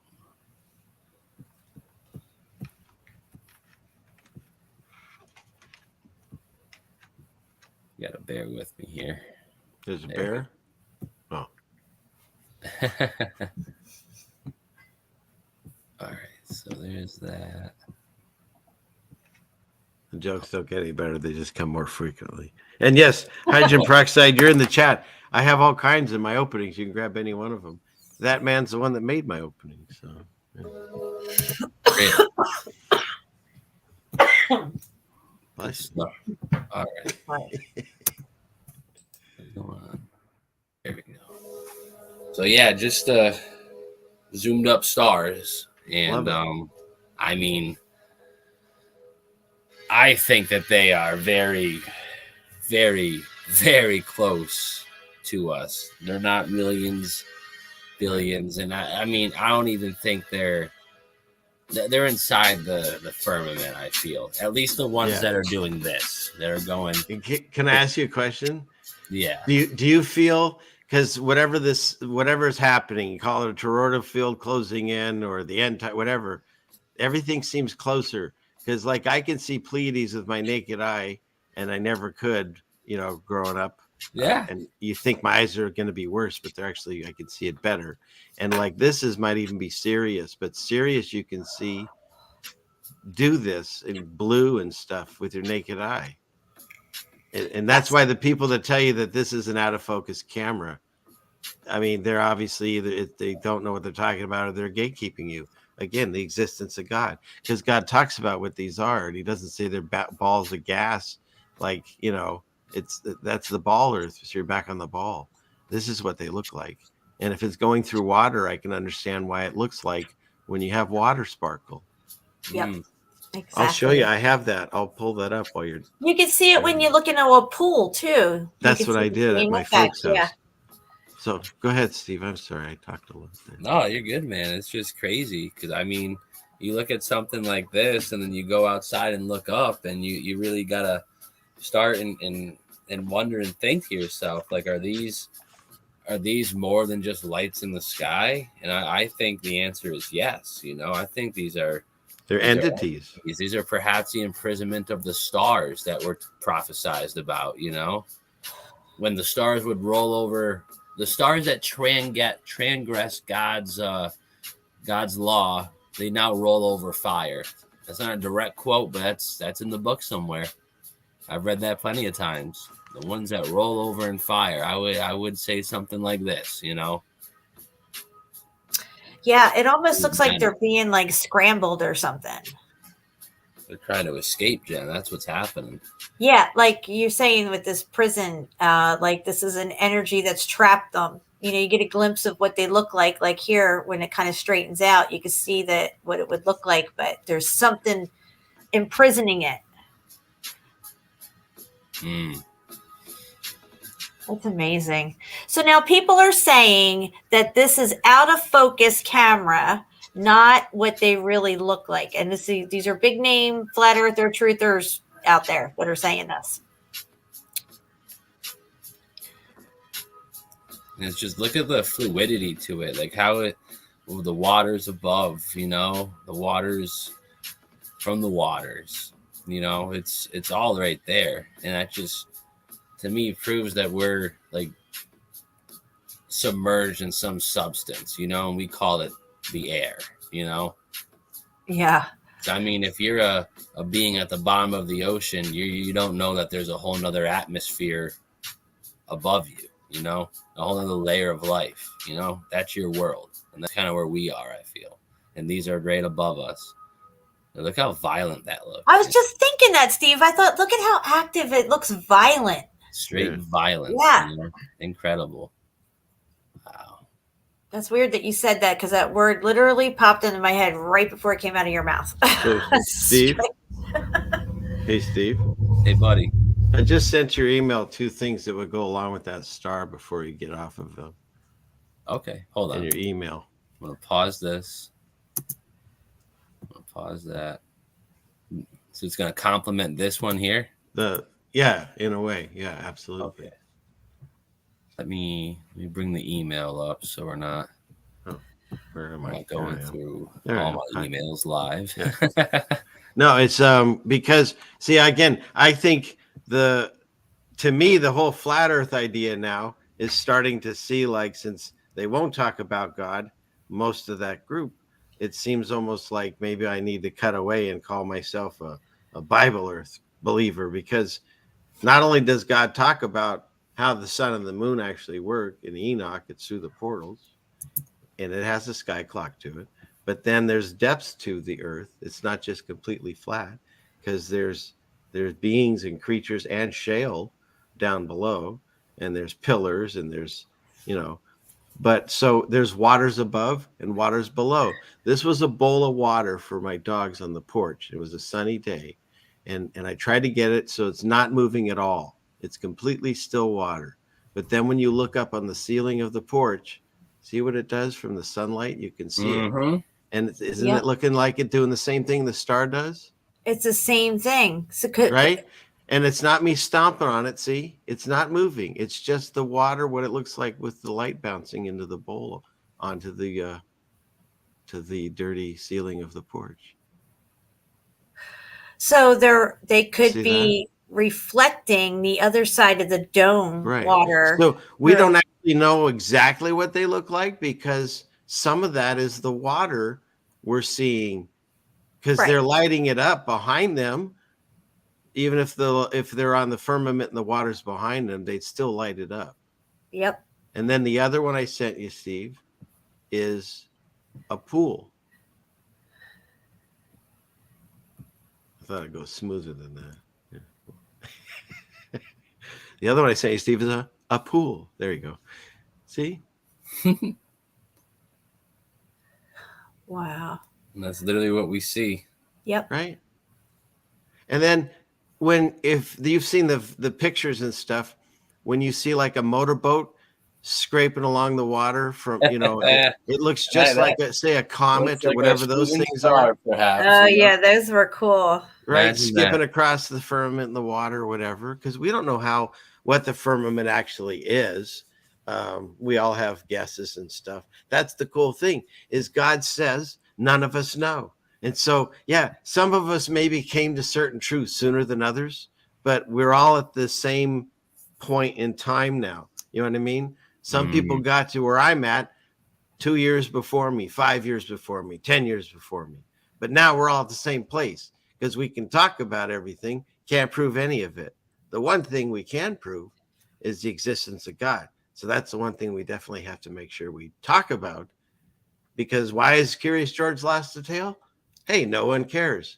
The Bible is changing, and the words are getting to where you can't. The other day, and they were freaking out. Well, okay, but what I'm saying is in the great scheme of things, the fact that the Bible is changing, the words are getting to where you can't read the book. That book actually says it's going to happen when? In the end times. So if that's not what I think the Mandela effect's all about, that's what it's all about. So don't forget to mention God and the end times, or I feel that we're not serving our flock. It's a sign of the times of where we're at. This is one of the signs we were supposed to be looking for, and the signs in the sun, moon, and stars. And this is something that we need to pay attention to and recognize, and then definitely prep our souls because you're not doing anybody any favors by pointing out the Mandela effects without continuing on of the meaning behind it, why it's even showing up now the way it is. Maybe it's been happening forever. I don't know. I personally didn't see it happening myself throughout my lifetime until this particular time that we've entered. And I definitely see this as part of this end time event that's taking place. It's a process that we go through. And they don't want us to know what this sign even means. They try to make us look like we're crazy and stuff, but this is clearly extremely important to see it, to recognize it, and to understand what it means for us and where we're at in things here. So, all right, I got a shit ton of crazy shit. Let's start. We'll start with the one you sent me, Jen. Do I need volume for? I don't think so. Okay.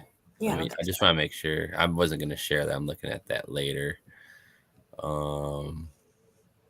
Yeah, I don't think I need volume for any of these. So, or actually, no, we'll just play this. I'm undecisive.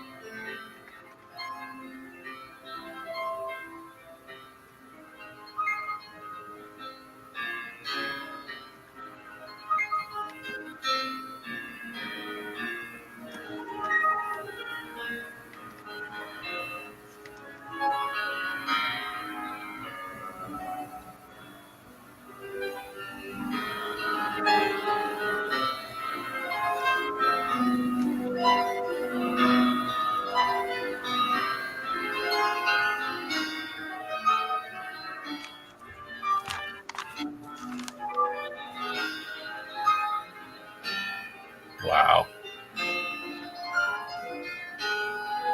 Wow, that's cool when they slow it down like that. Mm-hmm. It's like every color you could ever imagine. Yeah, it's the opposite of out of focus. It's never been so in focus to me. Exactly. Never seen anything so clear in your life. Yeah, they're beautiful. They're way better than NASA ever told us. Absolutely.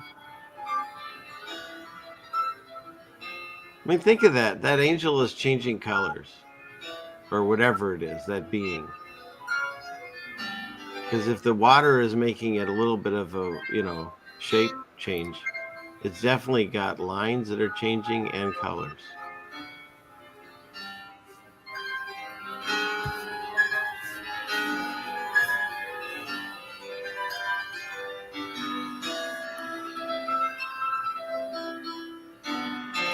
And I'm willing to bet this was recorded on a tripod.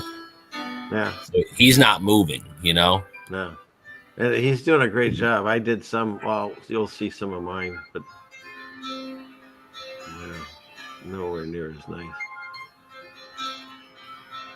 But seriously, you can do it with an iPhone now. They're so close, especially if you get serious on a good night. I have it on one of these clips I have. It's so easy now. Yeah, like cymatics. That's the word, Steph. You're right. Actually, you know what? Check this out. We were talking about faces, right? This is kind of sketchy.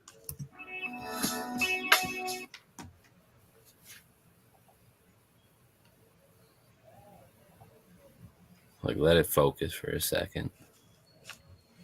Dude literally thinks he caught an alien face, and I don't think he's too far off. I was checking this out a couple weeks ago. I've seen stars look like faces. Nah, this is like...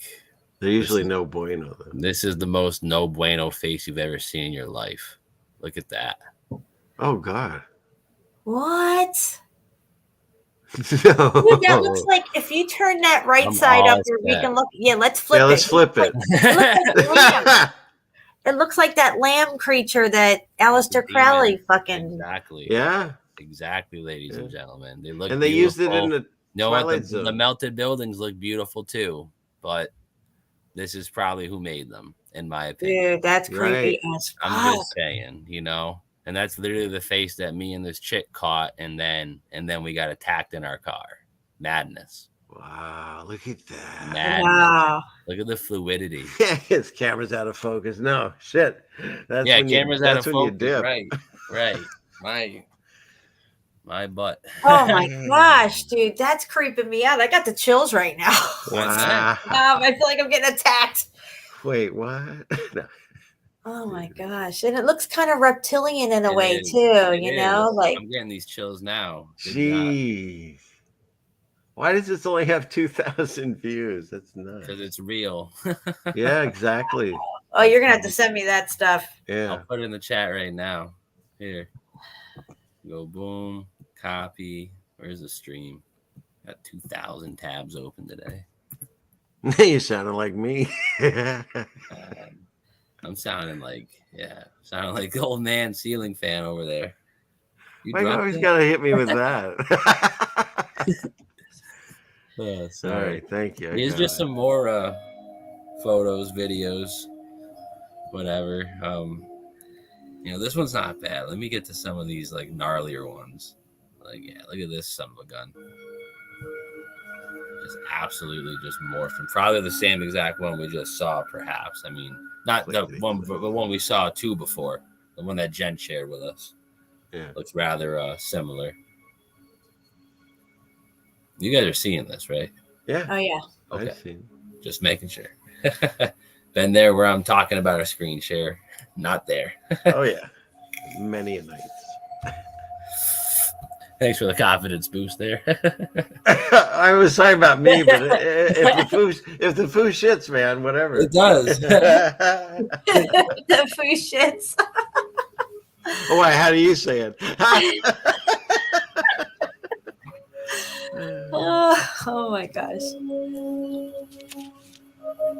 But yeah, for anyone to say these are out of focus, I don't know what you're talking about, man. And if you're allegedly some fucking like famous YouTuber who like does nothing but like works with cameras and gets film of set of luminaries in the sky, you're a joke, bro. Straight jokers. Like, look at this thing, out of focus. You put it in focus, it's just a beam of light. That's out of focus. That's what NASA does. Exactly. When they draw you a cartoon. Exactly. Look at this sucker.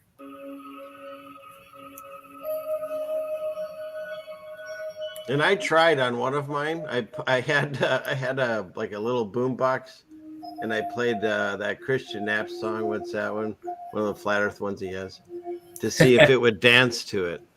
To me, it looked like it does, but who knows? It's hard to tell because these things bounce around on their own so much. Look at that perfect hexagon in that out of focus. See that? Right, bro. Yeah, right. Out of focus, but layer, pinpoint, Maybe is it 8 sides? I don't know. Dodecahedron 12. How many's on that? That's a lot. Going. Look at this thing. Just busting. Nice. No, I know this is the one. This is one of the stars from the photos that I got. And I mean, if they were out of focus, why are they all different? I mean, if they're out of focus, how come when you pause this, you can literally see a face if you pause it at the right time? When I mean a face, I'm talking like the most like scariest shit you've ever seen. Like, You did that on a stream. I've seen you do that. and no, I don't want to do it, but I'm gonna just slow it. Well, I'm just gonna slow it down. Yeah, let's get 360p. Great. We're gonna. But you know what I'm saying? If they're all out of Just have focus, a part. they should all look the same. Why do some of them do this and change colors and others look like Exactly. hexagons or whatever? Somebody's fibbing. I got one that had like a dot moving around, like it's weird. Moves around back and forth inside it. You got me into pulling up all these because I used to do this all the time, and then never did anything with them. I got into shooting the moon. Well, and you the know how they stars say and the each sky and what? they say each of the angels had different qualities or traits attributed to them. Yeah. So maybe this is why all the stars look different and have a different vibration. You know what I mean? Right. I agree. But that's what I'm saying. If you believe that we're just out of focus, then all the pictures should look very similar. Yes. But no, they're all extremely different and unique, like you just said, like spirits or whatever they are, entities, whatever you want to call them. Like what I'm seeing here is like something just opening its mouth, like repeating. Was it Richie from Boston who showed these pictures originally with the faces in them? Yeah, I think I saw it there. Yeah. There's some weird things in there. You can definitely see weirdness. But remember, there's certain angels they talk about in the Bible that do this, and they shift around, and then they got ones of the wheels, the Ezekiel's wheels, with all eyeballs and stuff, and they all work in different, like they all turn different ways, and it's really wild. So what we think is, an angel, it's what we see in Hollywood, but no, they're all different. I just see this one trying to bust out, Rich. I don't know, man. Well, he could be one of the fallen or the watchers there that are stuck there. Yeah. That's what I'm trying to get at. I planets are. think that all the ones that are dancing and coming out of place in 90 different colors per second, like you can literally see something trying to escape from the top of here. I don't know if you're seeing that or if I'm not, but it's trying to. It looks like it's pushing its arms and its legs out, like let me the hell out of here, Yeah. He's had enough. He just shaped the ship into a fucking scorpion. I don't know if you saw that. Like, look at this shit. But he can't get out until he's let out. So exactly, he's just gonna bang against his head against the chambers or whatever that is. With the key to the bottomless pit, Imagine that. Set. That'll be ruthless. All set, bro. Right? Absolutely all set. Well, these are just incredible, Yes, Mr. Cut Folks is right. Stars are alive, 100%, and everything is. I'm not to sound like a tree hugger, but even though I love being one now, how is it not alive? Right? But think about even the Earth, proof that it's alive because you can't grow stuff on a dead thing. So that right there tells you we live on something that's all connected. We're all connected, all of it. We're in the same dome, whatever it is. That's why the energy matters. Good energy is going to be helpful. Negative is not. Oh, and camera's off. You're okay. I'm going to find us a video real quick. Please hold. Well, as far as we're being asked, the star's demonic. See, the thing is again, this is the channel of people that we say we know nothing, but you can ask us. We just tell you we don't know anything. But from what I understand, from what I've experienced in my teachings, would say that they're entities up there. They're in the firmament. If they're on our side or not, or if they're trapped there or whatever, I can't tell you. But just remember that there's good and bad of angels, entities, whatever, and they live among us. And so we'll never be able to discern other than if, say, that star starts messing with you, maybe, then I'd say it's demonic, How would a star mess with you? Shine a light at night and wake you up in the middle of the night? Have you guys ever seen the wandering stars go over you? I have seen them here. The wandering stars. Starlink, you mean? No, I mean the wandering stars. There's wandering stars. Well, they're not planets. They're wandering stars. Yeah. They're all connected. That's wandering stars in the firmament. Right. Yeah. So there's one that goes over my house every night, and there's one that goes this way, and then there's one that comes this way at two different times. And I catch them every once in a while, and I'll be like, I see you up there. I'll talk to it. Yeah, I see you moving along. Well, and see, that's the other thing when you take it biblically. There's 7 stars that didn't listen to God, and so he trapped them for eternity until the end times. And there's 7 planets and Earth, because we live on Earth. And remember, they told us Pluto, which, by the way, they discovered the planet Pluto the same year they came out with the dog Pluto in Disney. And the dog's face is on the freaking planet, okay? But then they say it's not a planet, so it's really not one of them. So the other 7, those are the ones God talks about. They're all right there because they're the only ones that don't follow. They're always changing because they didn't listen to God and they didn't follow what they were supposed to do. So no matter what those things are, they have judgment just like we do. Yep. Everybody gets it, including things that are above us or more, whatever. Anyone here? No, I feel you. You're good. You feel man. me? Yes, you feel me. I feel you too. I feel you too, Jen. I feel you all. I feel you in the chat. Love you all. As long as you ain't feeling me up, we're good. Stop it. Well, you are above me, but no. My wife's watching, and this is a children's show. Yeah. What are we doing, Steve? What are we doing? You got any pictures? I have some. I got a video right here. All right, let's do it. It's of the moon rising. because I don't quite know what the moon is, and I don't know if you guys think the moon is, but for it just being a light, I don't think so. I think it's much more than that. I think it's much more than that. And Steve, there's a gentleman, Mr. Cut Folks, and he needed help, and he got it from someone tonight, got a place to sleep. He was a truck driver. So I just love reading these little stories. That's wonderful. As we look at that right now, good stuff, man. Right? Yeah. And all the good luck and good fortune and coincidence, if we count them as blessings, then you can't ignore God. He's right in front of you. That's right. This is cool. Look at this. Getting that edgy look. It looks like it's dissolving almost. Yeah. It's melting. It's liquid.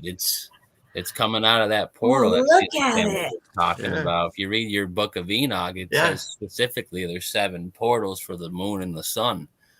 You know, I don't know if that means there's 7 different ones, but look at it come out. Look at it come right out of the portal. Come right into your reality, because that wasn't there before. That wasn't over the ocean before, people. No. It just formed in your reality. Look at it forming. It's not a circle yet. It's not a circle until it's white. Until it's white. When it rises, it's orange, it's yellow, it's whatever. It's forming. It's not fully formed yet, I don't think. And I'm just speaking out of my mind and heart right now, because I don't know. I wasn't there, you know. Neither were you, you know. Yeah. But look at it. It's so crazy. You know, they can say it's the moisture in the atmosphere, you know.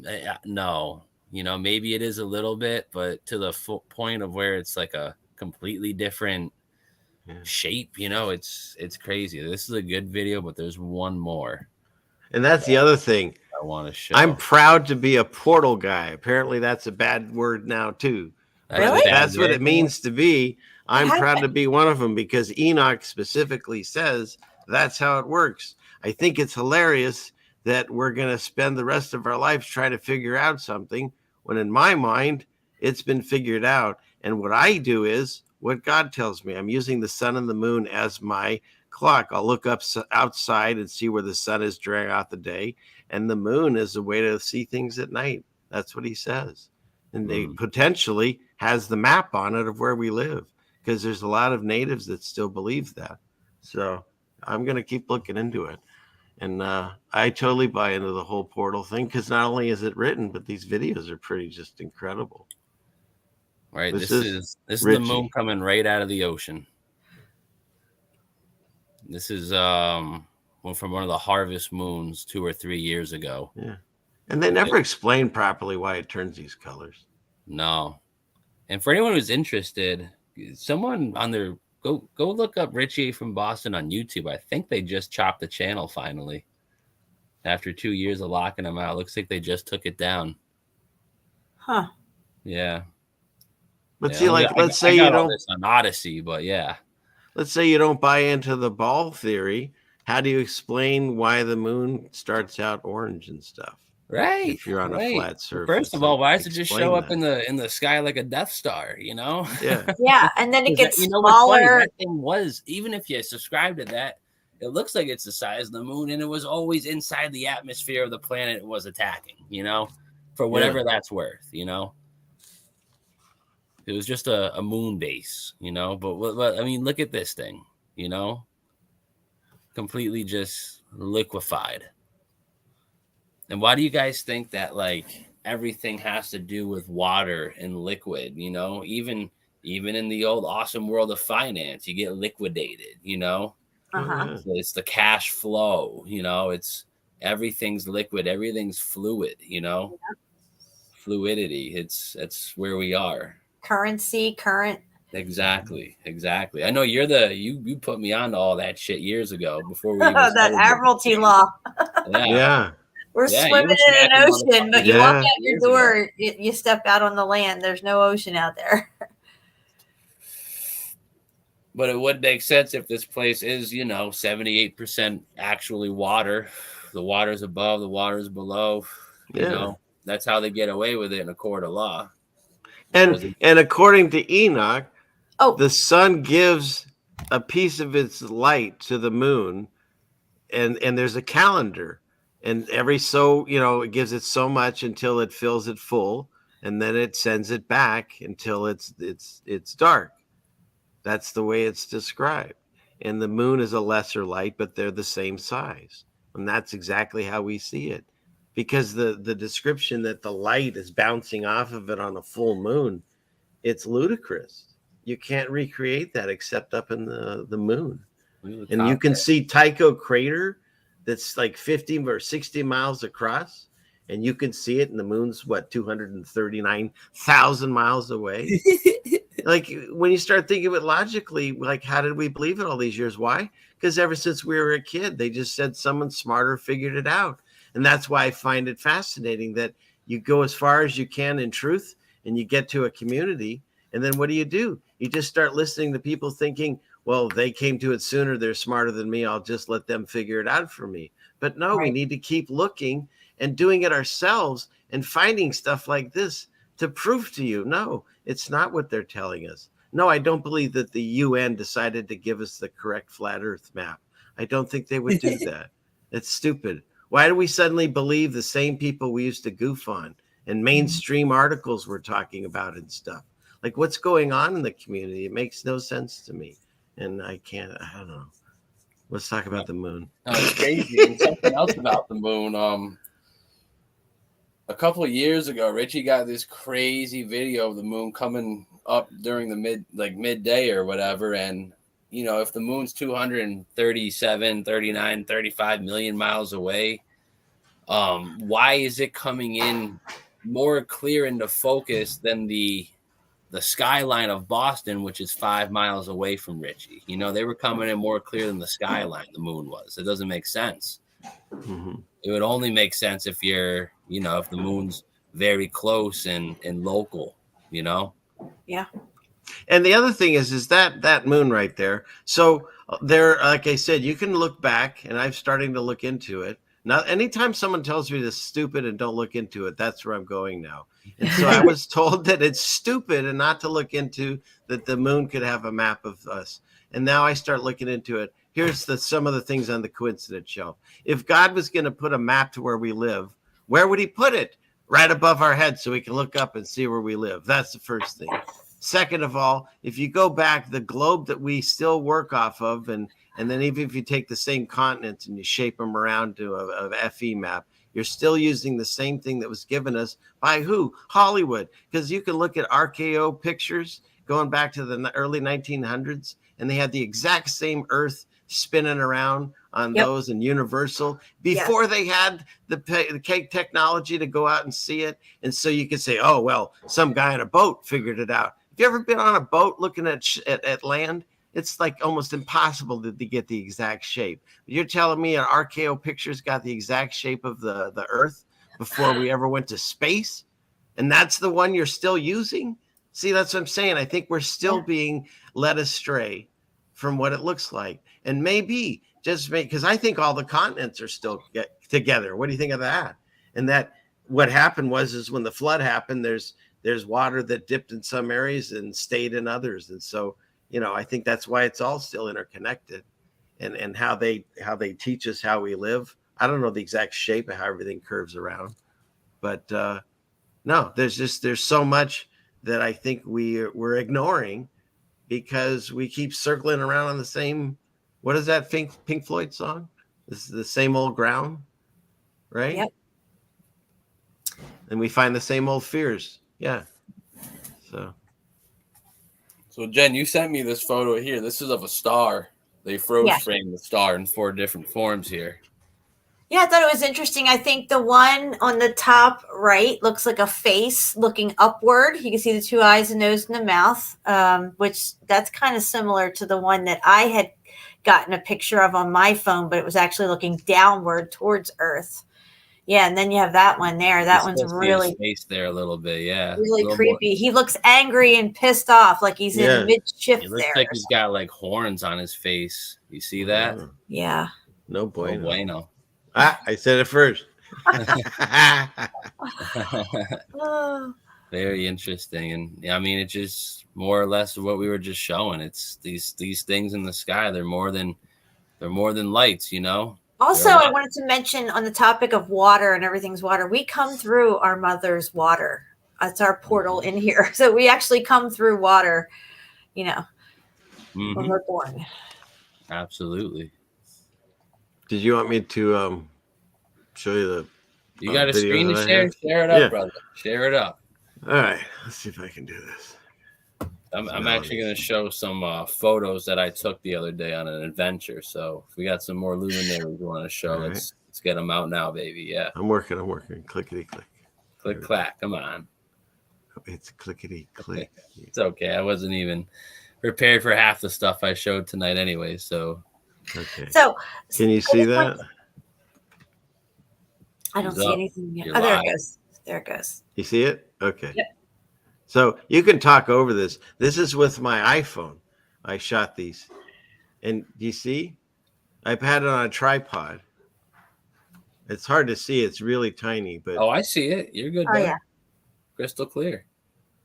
And of That's course, probably you were saying that's what Sirius then, huh? The blue one. no, that one's a plane. Sirius, let's see. Sirius is on a different one. But see, I tried to show you what it looked like. Let's see. That one's hard to see. Let me see. I've got better ones on here. That's pretty cool there. Just the fact that it's like changing shape and color inside of it. Wow. But here, there's other ones in here. Okay.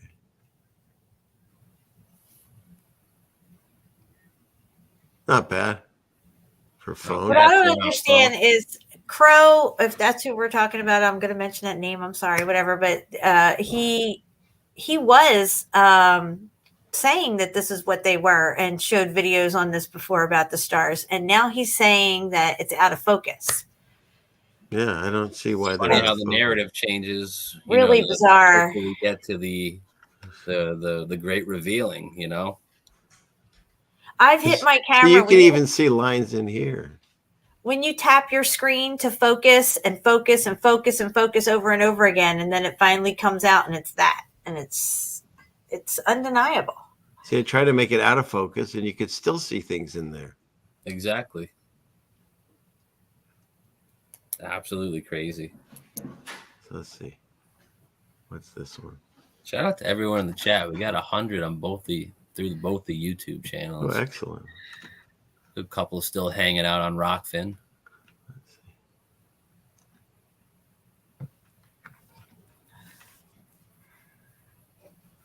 Uh-oh, I lost it. There it is.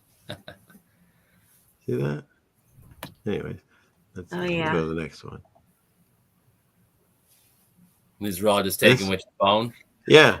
So this one is Sirius, the blue one. There. This one's a Sirius. See how blue it is? Yeah. Sirius, and that other one doesn't freak out like the other ones do. So the other ones seem to be in a prison. These ones seem to be in their spots like they obeyed God's laws and they're doing what they're supposed to do. Maybe. Whereas the other ones look like they're fighting to get out of something. You know what I mean? Where this one They're just doing looks anything and everything they can to break free. Yeah. It's crazy. Sorry about the camera work, but I was just starting to figure this out. Someone in the chat said you can't be serious. Nice. Let's see, what other ones do I have on here? This one was weird because this one had lines and dots and stuff that went across it. oh, this is cool. Wow. See, and I would focus out and focus back in. Oh yeah, look. See at how those that. lines are moving? Because it's not a tree or anything. That's why I focused out to show. And Dude, then I think this one, badass. right? And this one I think has a circle or something show up on it. There's something going through it. It's like, what? What are we going to call that? The star wave? Star wave. Star wave. There's no star wave, yeah. Yeah, I'd back out to show you there's nothing around it. It's just what the star was doing. What? Do you see that? Do you see that? That thing that went by? Like some No. weird eyeball or thing or something. Let's see if I can stop it. Oh, I missed it. Let's see. Let me back it up. What you got to do is take screenshots of each. Just keep screenshotting as this thing's playing on your phone or something if you can, and you'll probably catch a lot of stuff. I don't know if I could do it live, but it's on my computer right here. But it was right about here. Let's see. There, you see, it's coming. This. Oh thing. yeah, see that black thing? Yeah. See? There it goes. Oh. Yeah. What was that? What What was so that? weird. What was that? Would have What been like focus thing was shit. that?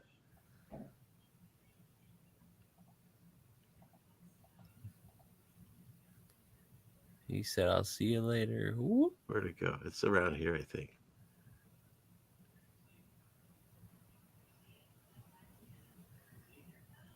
There. Wow. It's so fast. Right? Right? I'll try to screenshot that and see what that looks like. But that was a cool one.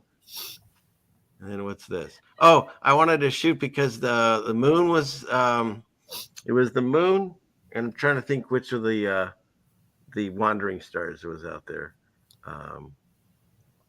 Do you remember this? I think it was like a year or two ago when there was a planet out, or Venus, or one of them. Remember they were making comments that looked like the Turkish flag kind of thing. Yeah. Yes. I forget About a what year star ago.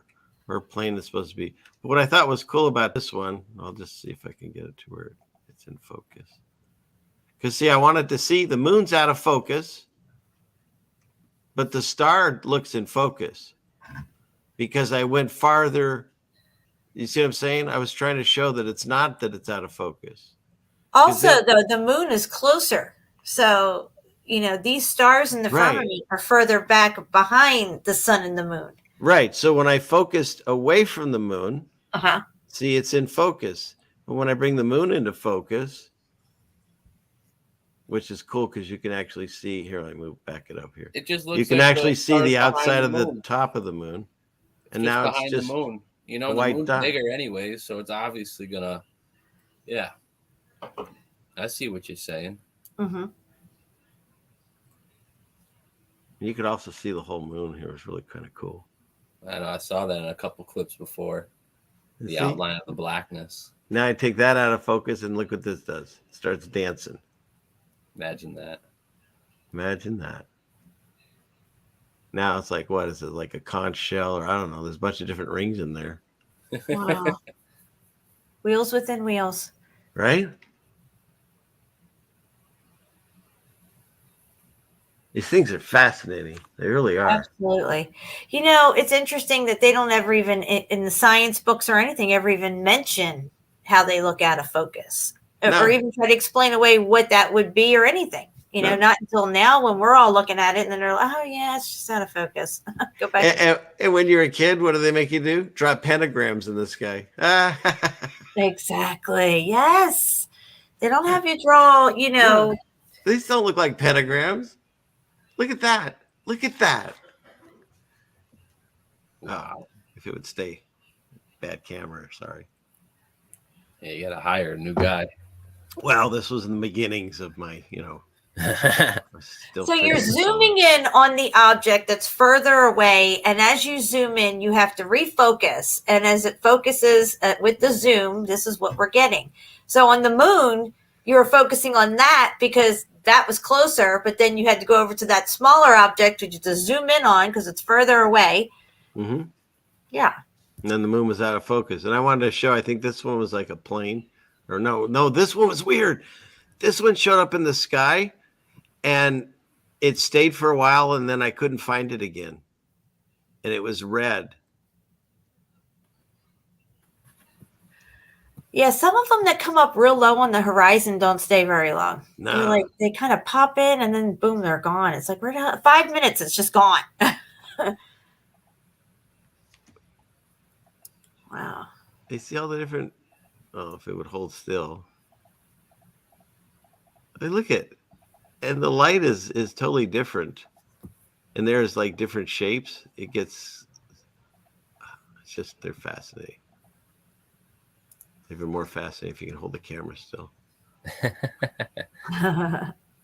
What else we got? And then this is the one I took from the plane, which no one still can explain to me what's going on. I've shown this multiple times. It's the oldest video I have on my channel.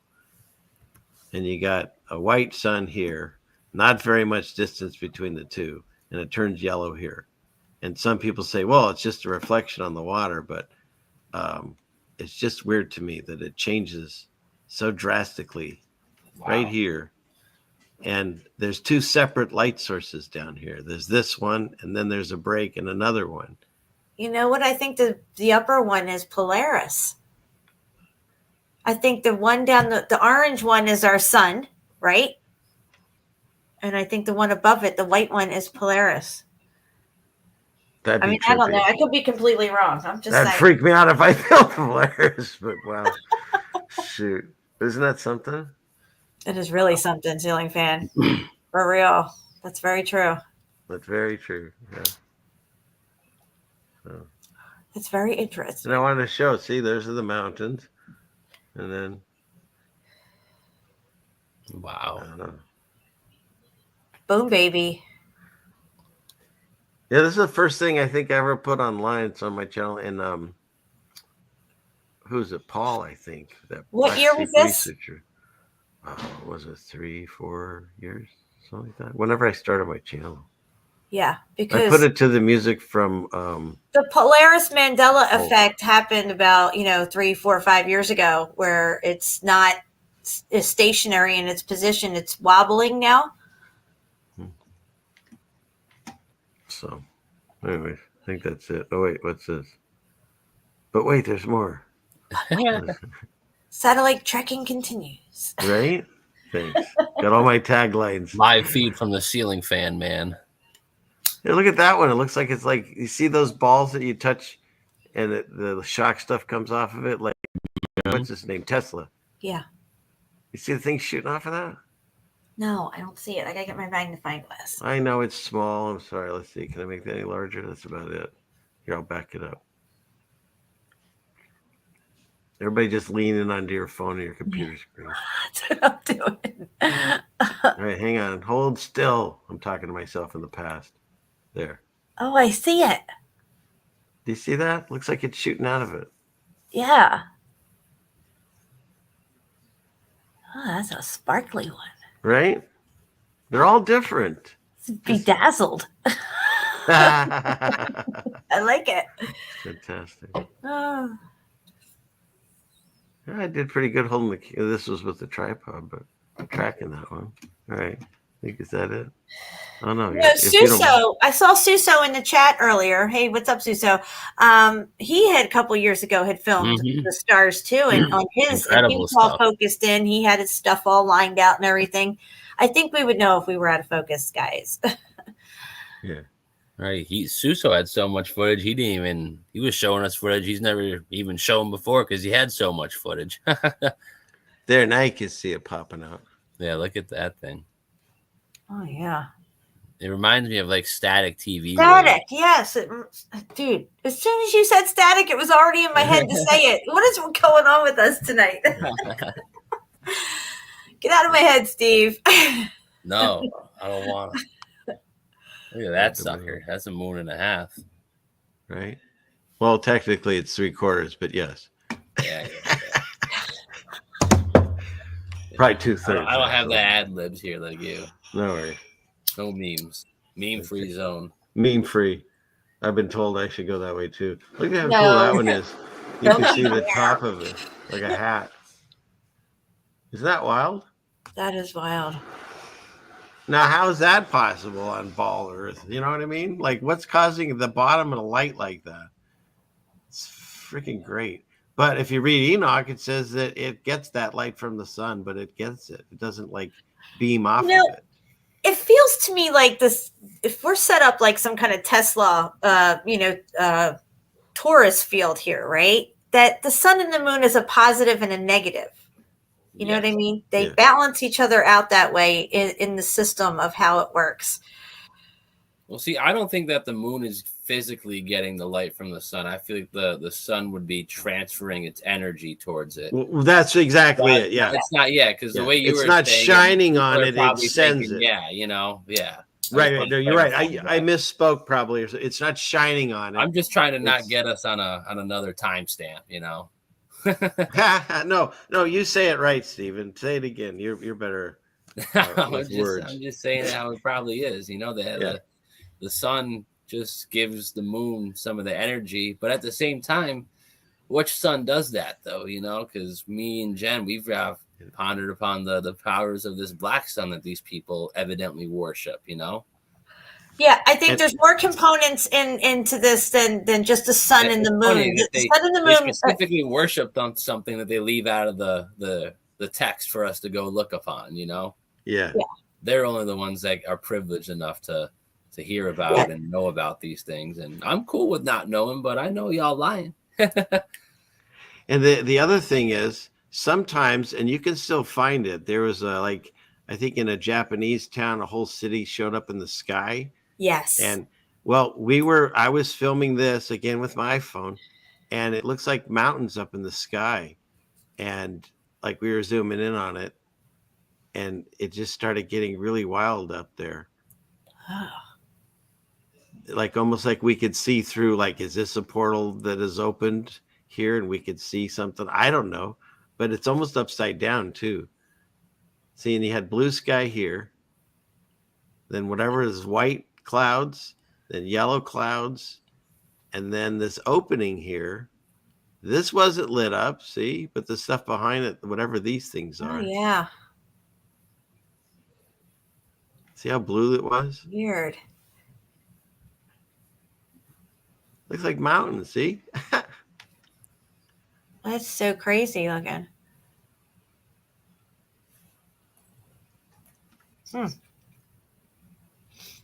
Was this after a storm? Was a storm coming? What was going on here? There wasn't a storm. We just, wow. That was like around sunset, I guess. That's really dramatic. I know, right? Everybody's got to keep looking up. There's some crazy stuff going on. Written about in a book nobody's supposed to read. And it has a snake in it, even if you don't believe that. I saw something white in the sky up there, like a little white dot, just 30 seconds ago. Well, here, say when. It was up in the blue part, the top part of the screen when it comes up between some clouds. It looked like a little white dot. I keep going. Is it?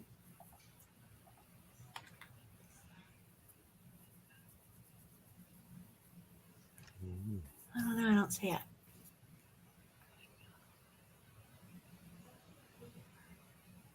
Anyway, I think that's all I got on my show and tell for things in the sky. No, but it's beautiful.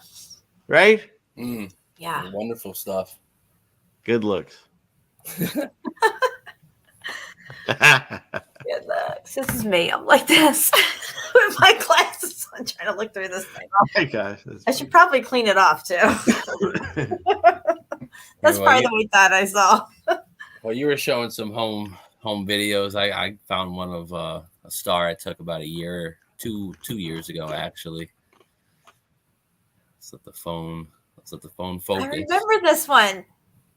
Yeah, there's a bunch of stars in the sky that night. This one wasn't really too clear, but the one that I focus in on next is just unreal. Yeah, it's easy, but not easy, isn't it? Oh, it's difficult. Look at that thing. Boom. Wow. Pulsating. Boom. Yeah, that's some serious energy right there.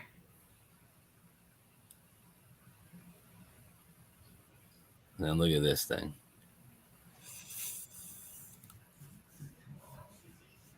Bam. Look at that. And they call that Venus. I call Yeah, that see, that's the one that's like shooting things around it too. That might have been Venus that I was showing. Venus is the one where I found that face in it. I think it was Venus when I did my screenshots on it. I don't know. It's just crazy stuff going on with these stars. And they're all so close. And I mean, I was filming this years ago with a outdated iPhone, you know? Like imagine what you can really get out there. Right. And they are discussing in the chat. It's a lot harder now because they're spraying so much. It's hard to get a clear sky. but you Yeah. still get them sometimes. Oh yeah, they've been rocking it out, dude. I've been having problems focusing on the moon at all with my phone. Like, I don't know why I can't get a good moon shot with my phone anymore. But my You're older right. phones, I could. I agree 100% because that stuff that I showed of the moon, I think the ones that I had of that one of the moon was with an actual camera. But my moon stuff was way better on an older phone than anything that's now. And mine's still not that new. Whatever, 10 or earlier, the one before. So, but yeah, it looks like a blob now. You can look at it, looks amazing, and you take a picture, it's just a white blob. Yeah. I had one camera, I think it was a Nikon something or other. I don't know. But anyway, the moon was really low in the sky and it was huge. It was like a harvest moon or something, super moon. I don't know. So I went up to the top of the hill down the road of mine to take a picture of it. Right. So I get up on the hill. I'm looking at the moon. I'm pointing my camera at it. There's no moon in my camera. I could not take a picture of this thing. It was bizarre. And I even had a friend with me and I'm like, do you see this? There's no moon in this camera. There's something about all of our cameras, Jen, because two things. One is I have a video where I was taking my cell phone of a camera shooting at a star, and it was a different color. And there's also times that when you look at anything with your naked eye, it's way closer than anything you take with any camera. You always have to zoom in to get the same view that you're getting. So for some reason, in all cameras and all phones and whatever, they have this thing where it pushes it farther out. I know they could do something to correct it, but it's all cameras. So everything looks smaller and farther away than it really is. Yep.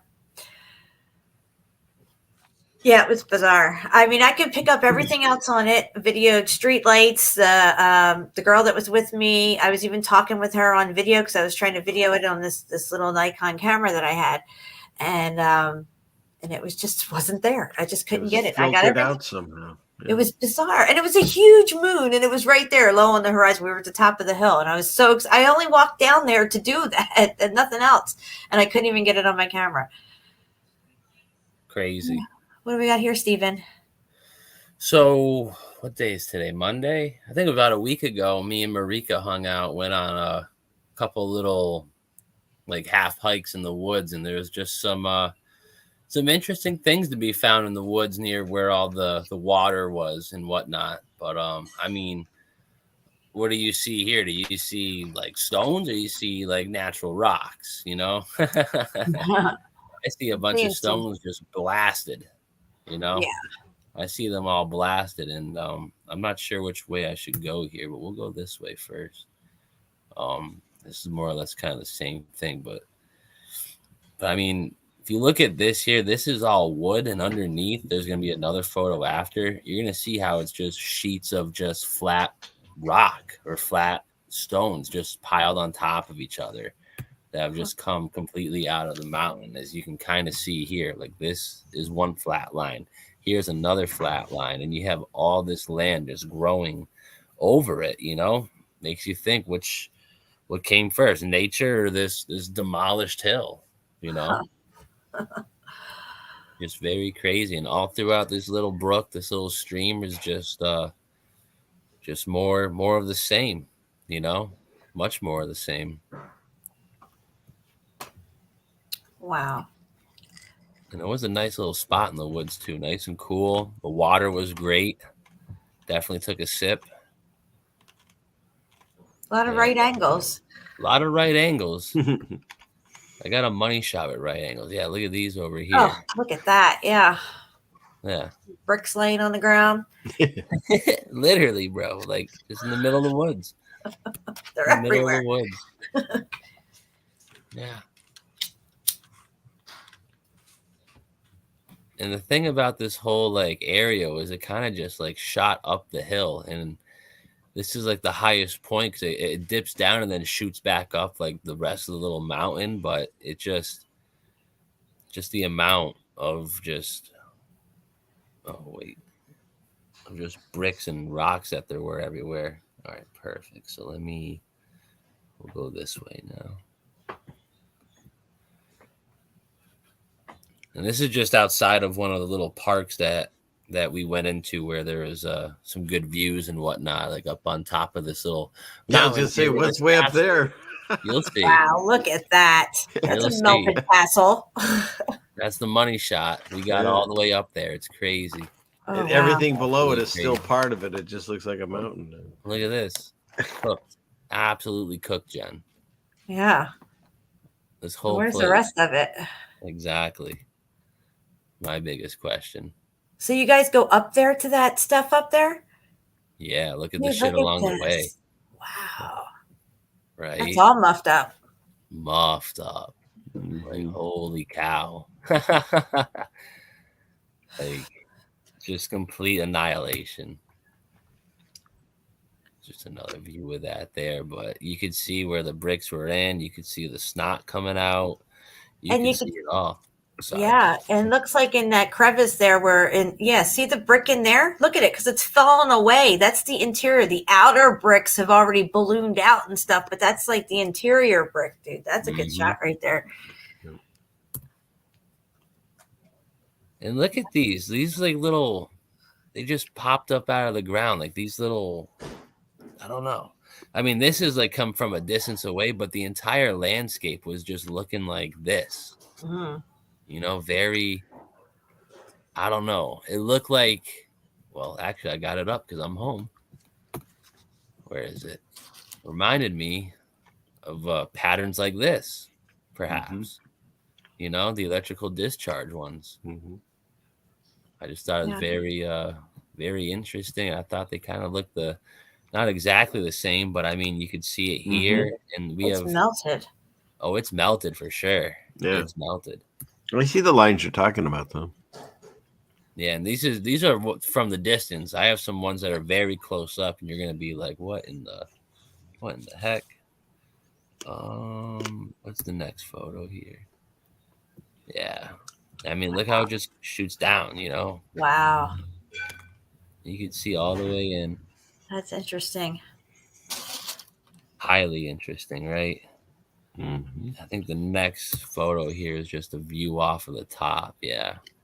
I don't know why. Whenever I upload these, they never upload in order, so forgive me for that. But this is on top of the castle that we just saw at the bottom of the photo here. Okay. So we're on top of this now. All right. I think we're somewhere over here. Yeah, it's just looking Nice. at the landscape, you know, little flat Earth action, and just some of the beat stone all around it. And I forget what the name of this castle is, but the plaques right here. We'll get there soon. But it's made in homage of another castle in Scotland, Castle Craig, I believe. But I don't want to quote it just yet. But I mean, Craig. Oh, wow. Look at those cooked bricks. Do Do you think they made it that way, guys? You know what it looks like they did? They just poured a bunch of mortar and then just started placing random rocks in there. Yeah. You know, and hoping Maybe it from a would stick distance, together. just chucking them. Yeah, literally. That's what it looks like. Is that how it works? I don't think so. Look at the inner chamber. Skilled masonry here. The entirety of it is just cooked. There's a Wow. little doorway. And I think there's a mantle on here, you know. Nice summary. Huh? You got a troll in there looking through the window at the bricks. Didn't even notice that. Yeah. That's funny. And it is Castle Craig, but I only hear South Park when they say Craig now. Is that funny? Craig.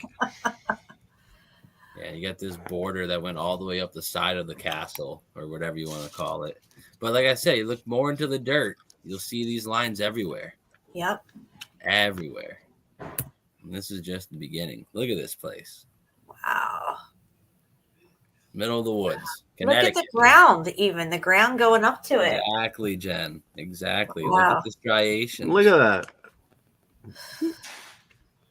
That's what we call melted as fuck. Right?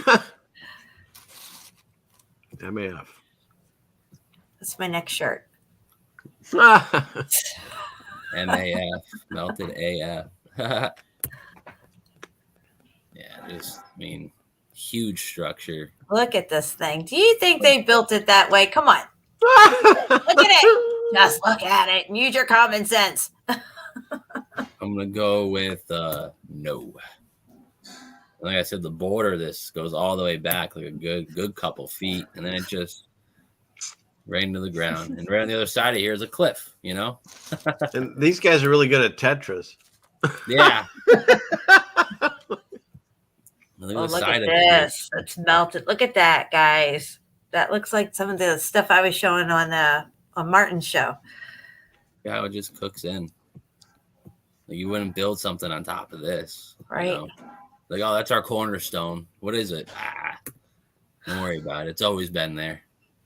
And just a shout out for anyone that did not see Jen on Marty Leeds the other day. Marty Leeds, shit. Martin. Don't say that. Martin Lidke.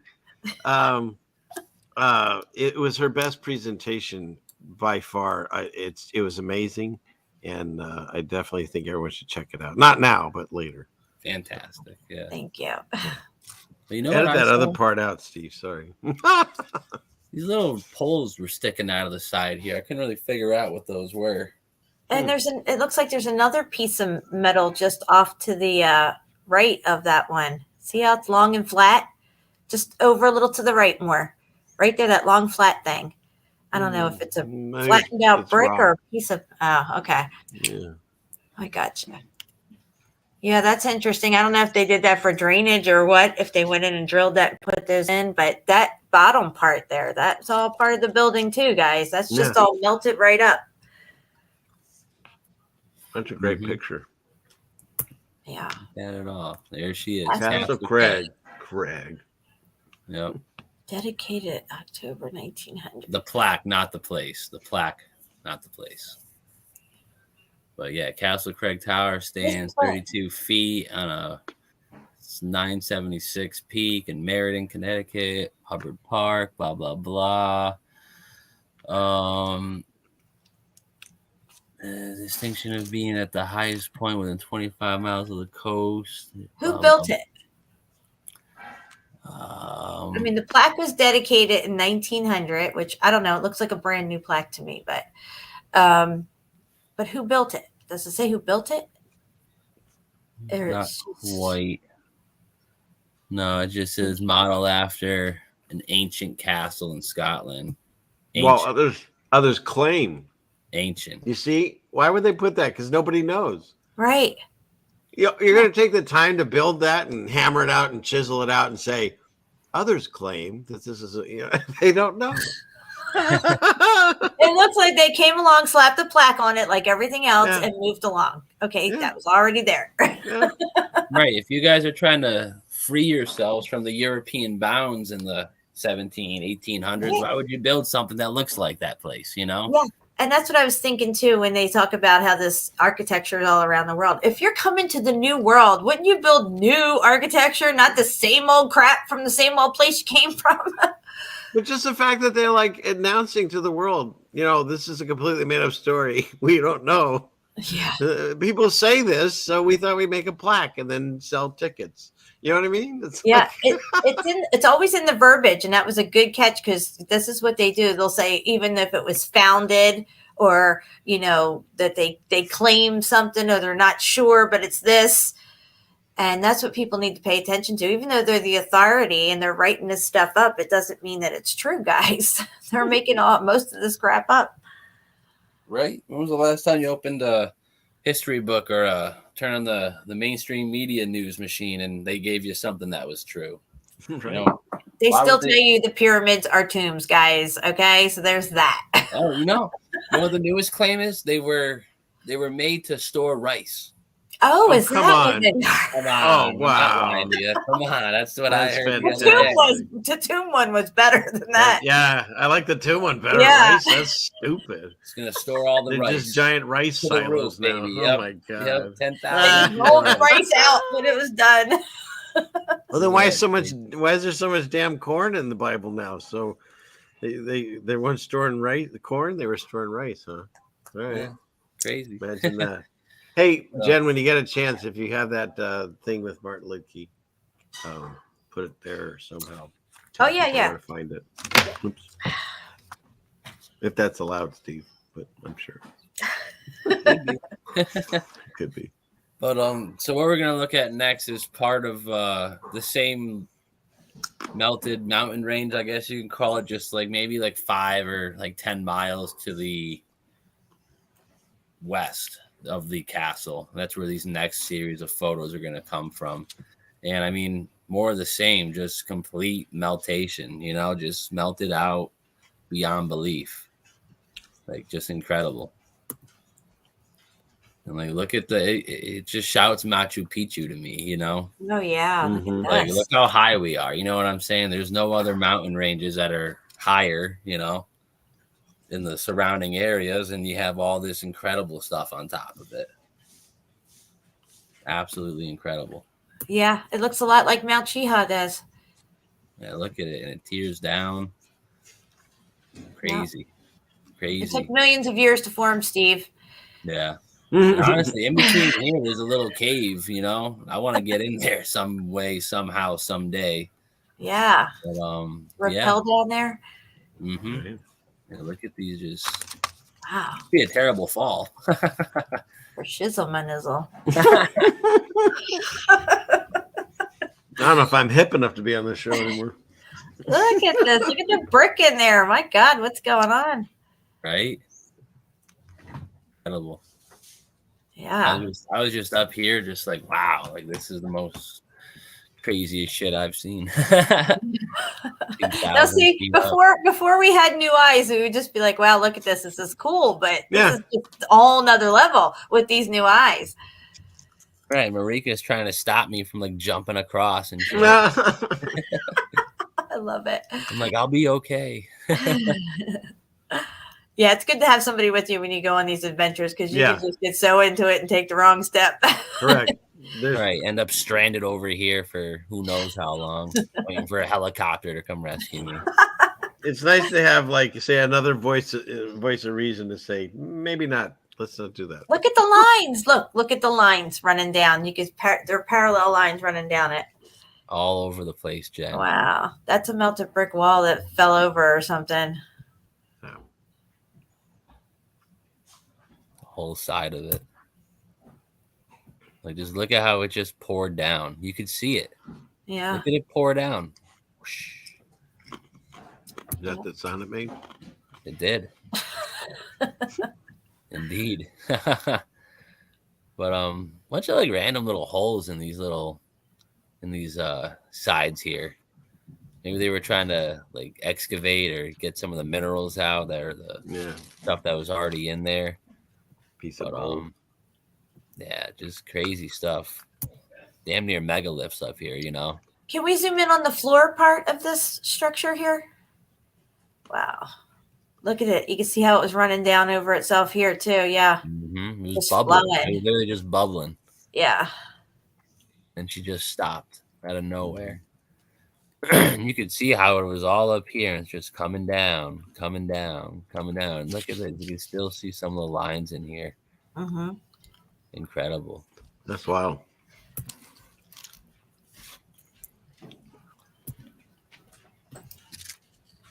Look at these, Jen. Tell me those aren't brick lines. Everywhere. Oh, wow. Oh, my Everywhere. God. Wow. What I'm saying. I was like, This is wow. really good. I was like, we're going to be up here for a little bit. Pack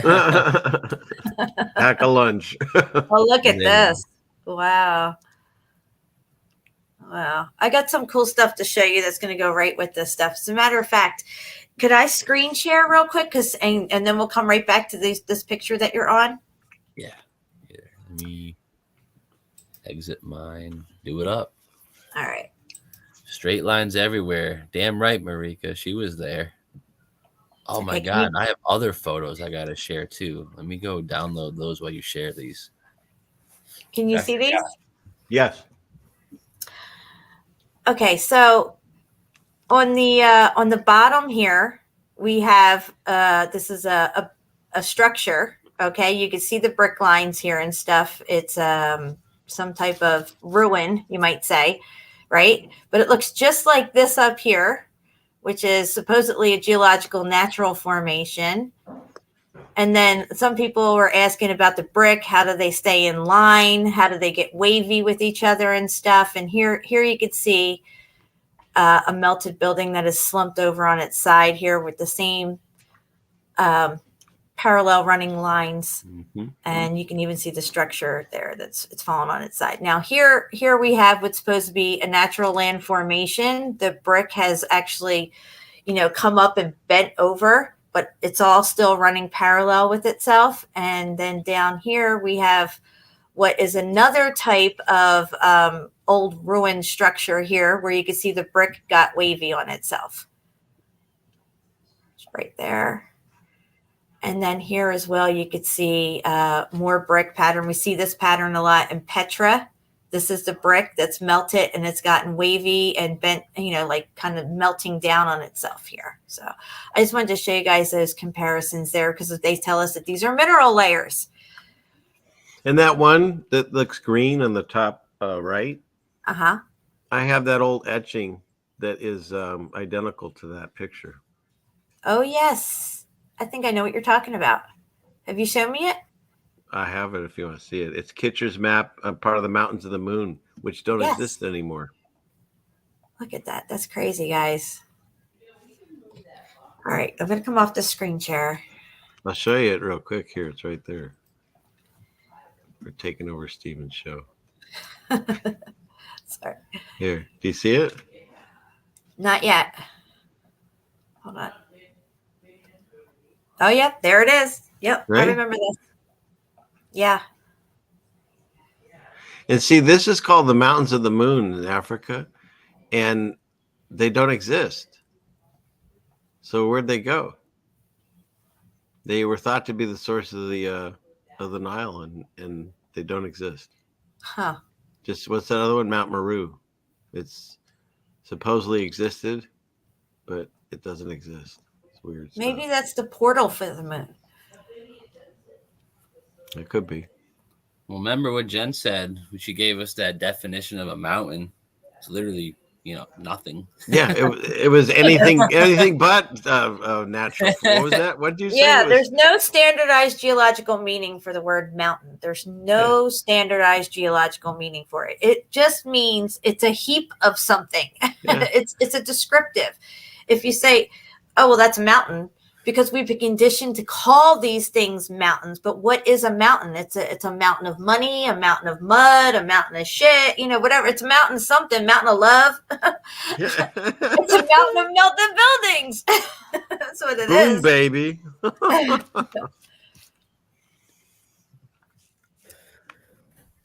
Meanwhile, back at the melted building.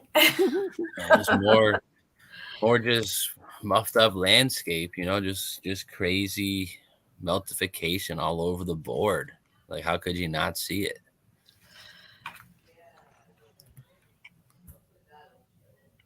Look at this across the way. Oh, wow. Absolutely. The zip line over there. Wow. That'd be something.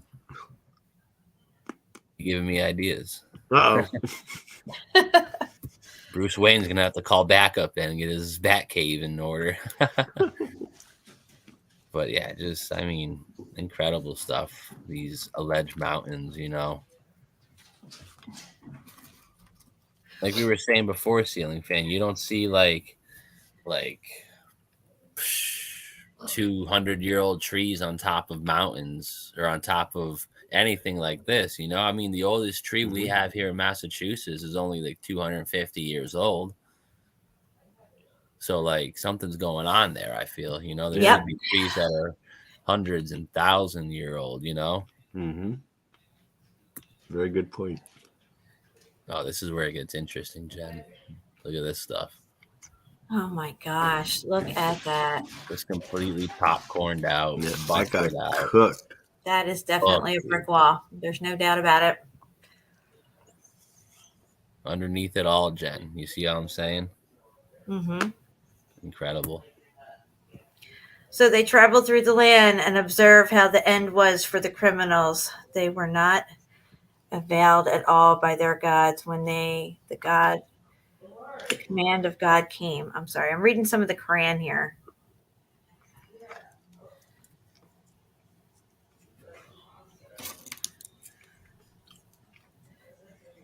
I got a bunch of good photos of the floor. I don't know where they are.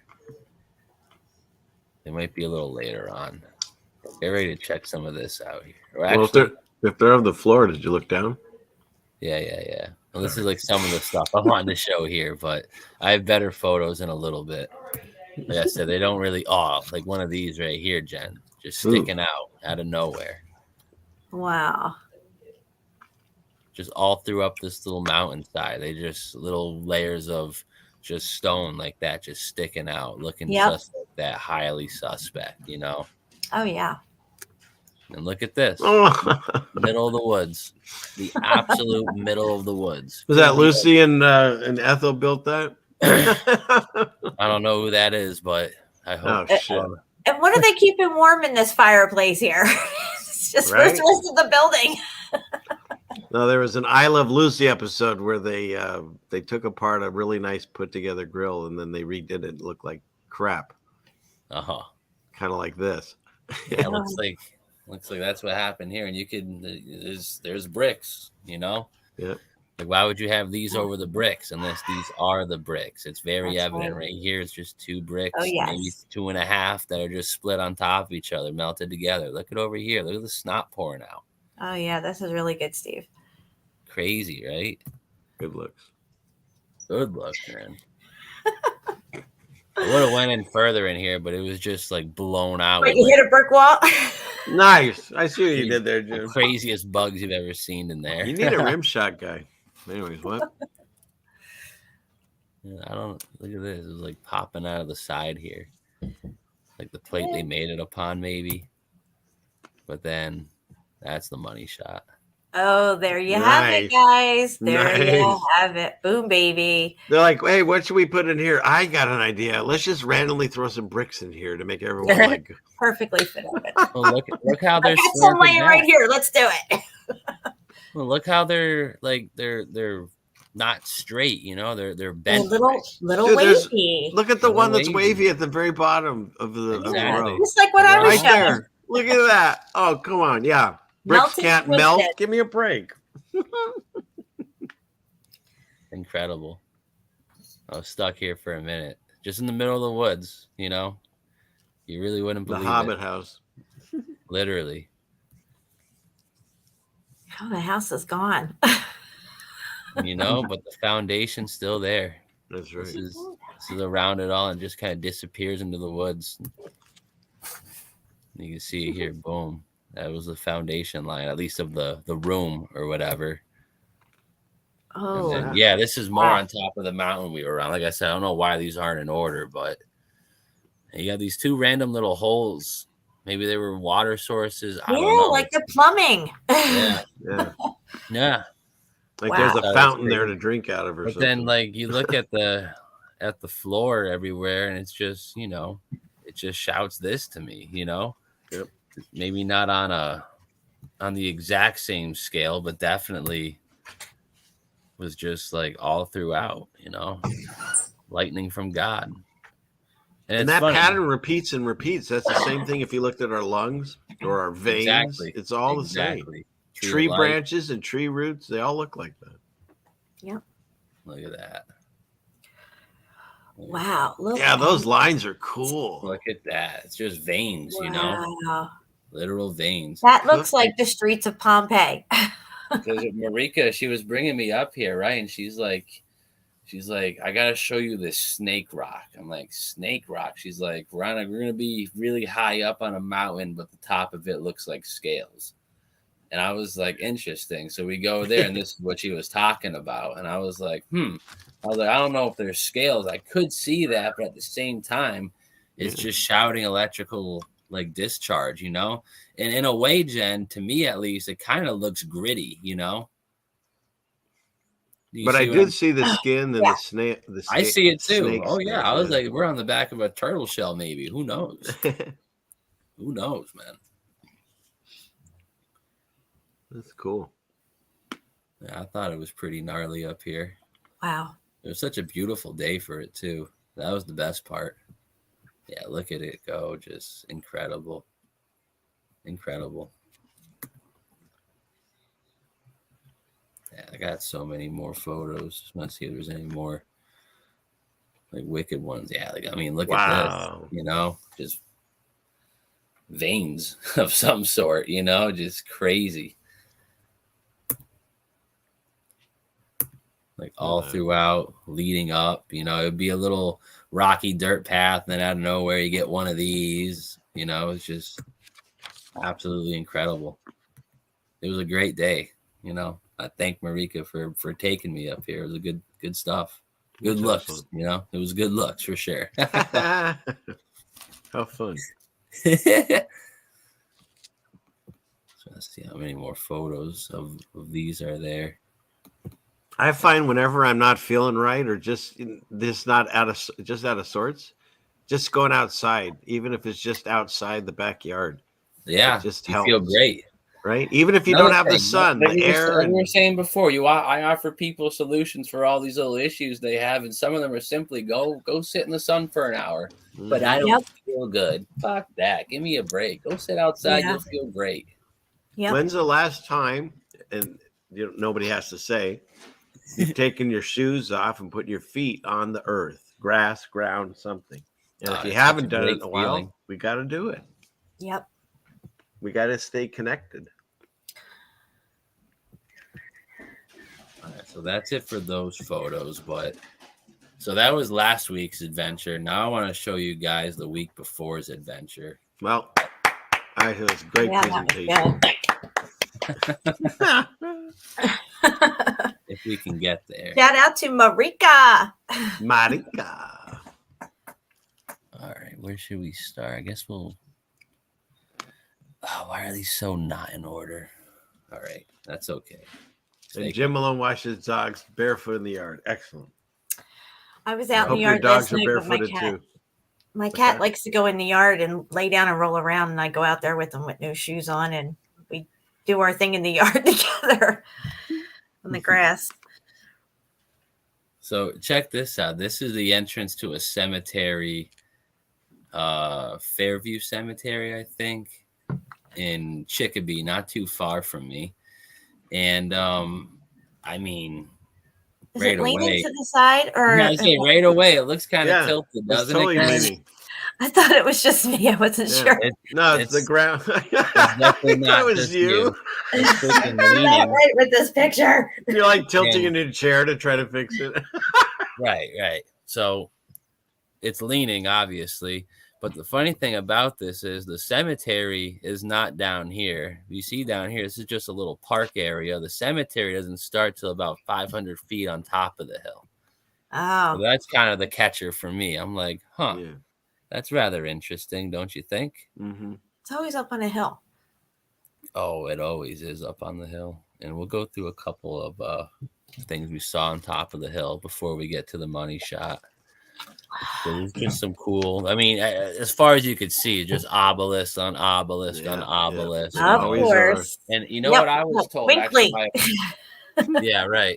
I was told by a friend, I got to go check out the cemeteries out near Troy, New York, and Albany, New York. And it's only about an hour and a half for me to check that out. So I'm definitely going to take some more time and check out that stuff over the next week or so, because she was telling me that the cemeteries out there, at least the ones we have over here, don't hold a candle to what she was seeing. And I was like, really? And she lives near like a wicked one that I've shown on here before. So for her to say, I'm going the wrong way. For her to say that is just crazy. But yeah, the one we were just seeing there, you got your little, there she is. Good people, you know. Good people. And this is on top of the hill. Little pillar shack for you. What's it say on here? The Sarah something? Well, we got the torch a going memorial on. for someone. So it's a memorial. Yeah. So they built this thing as a memorial. Of course. Yeah. More like a component on the grid system sitting here. Mhm. Yeah. Yeah, literally. And just, old vibe, the big door. Just more of the same. You got that old school tile that we saw at the other cemetery that had the underground vault. So that was cool. And I was just like, wow, tile here as well. And I was trying to get a shot here to show you how it's on a mound, of course. And if this was just a tomb for someone or a memorial, why would you need a mound that shoots out 30 feet? Doesn't make sense. Foundation should be just as wide as the base if we're not putting anything significant in there. But then again, what do I know? I didn't go to architecture school. Oh, look at that thing. I was gonna say, yeah, this one I thought was interesting. I've never seen a cap like that before, Right. Thought that was really interesting. Here, let me get to some of the better. It's the really big ones. They have that one name on it, and then they chisel in a little plaque on the side to add. I don't know. It just seems to some of them just have a name on it, and that's it. Yeah. This looks like something tried to get out. Yeah. Check this thing out. No bueno. Right. So when I was just showing you guys the entrance to this place, the tilted little castle looking thing. Like I said, between what you're seeing here in the castle, there's about 500 feet of just nothing where people just hang out, bring their dogs and shit. And this is the first thing you see on the side of the mountain or the side of the hill that brings you up to the rest of the cemetery. As you can see, little cemetery things up here behind it and whatnot. And I just thought that was, this is a very interesting little thing to be on the side of a cemetery. So did you check out what's inside these creepy doors? I would have, but they were metal and kind of bolted. I think it's that lady that comes out of the well in the ring. That's what it looks like to me. Could be. Something punched a hole in that one side. Definitely just cooked into the ground here, So this is another little interesting little half tomb. It says 1899 under it, or 69, I'm sorry. Huh. But yeah, big door, man. Craziness. And that's another scope of it. You got this giant mound that goes up behind it, just like all the other ones we've seen of this, Nothing new under the sun here. And I mean, like, it's a lot bigger than it actually looks, And this is a view of it on top, and you could see how the bricks go right into the ground. Right into the ground, exactly. Bless you. That's not even the best. Look what else is on top. What the heck? Dude, there's so much going on underground at cemeteries, I'm telling you. What is this thing? Come on. Is on top of the chimney sticking out of the ground. What is that thing? Exactly what it is. It's on top of this thing. I don't know. There's a whole house under there. Yeah, it's crazy. I thought it what was with the croquet ball? What's that about? I don't know what that is. It's not a ball. It's like a pipe. It's like a pipe that sticks out of the ground. It's like yeah, because you need that in a cemetery. Yeah. What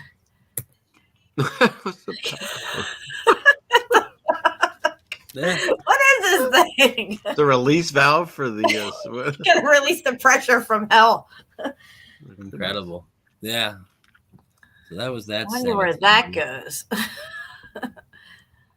Then here we'll go to the outside of the church first. And there's a little church that's literally like within walking distance of this cemetery. And it's I mean, I thought this was a massive looking component, just old school brick. You got the gold and bronze on top. It's an incredible structure, huge structure. Are the doors big? They look big. Oh yeah, the doors are huge. You got this. It's like the Oreo cookie symbol. Yeah, right? You would know. Of course, right? Sorry, but you ever looked into it? It's some weird stuff on there. I don't eat that stuff. No, I'm saying the pattern. Yeah. Yeah, it's some sigil crap. Whatever. I don't eat them either. It's a flat Earth symbol. Is it really? It could be. Figures. Bella. Where are we, Steven? What's this? Bella, Those are you're huge Same doors. church I was showing. No, I know. I was making a joke. Oh, Now, see, that looks like the lintel that A-frame. Go back to that A-frame above the door. That looks like the same A-frame you would see in Petra that's half melted off the wall. See this outer casing here? Underneath this is brick. This is the facading. Now, if you can imagine that melted down and only a thin layer of it, like a barely veil of it left, you would make out an A-frame. You know what I mean? Mm-hmm. mm-hmm. Wow, that's really interesting. And we see that in a lot of the pillared buildings in, you know, anyone's downtown area. All right, guys, I gotta feed my cat. I'll be right back. Do your thing. Oh, Bella. Yeah, the real money shot of this place. There you go. Nothing to see here. Right?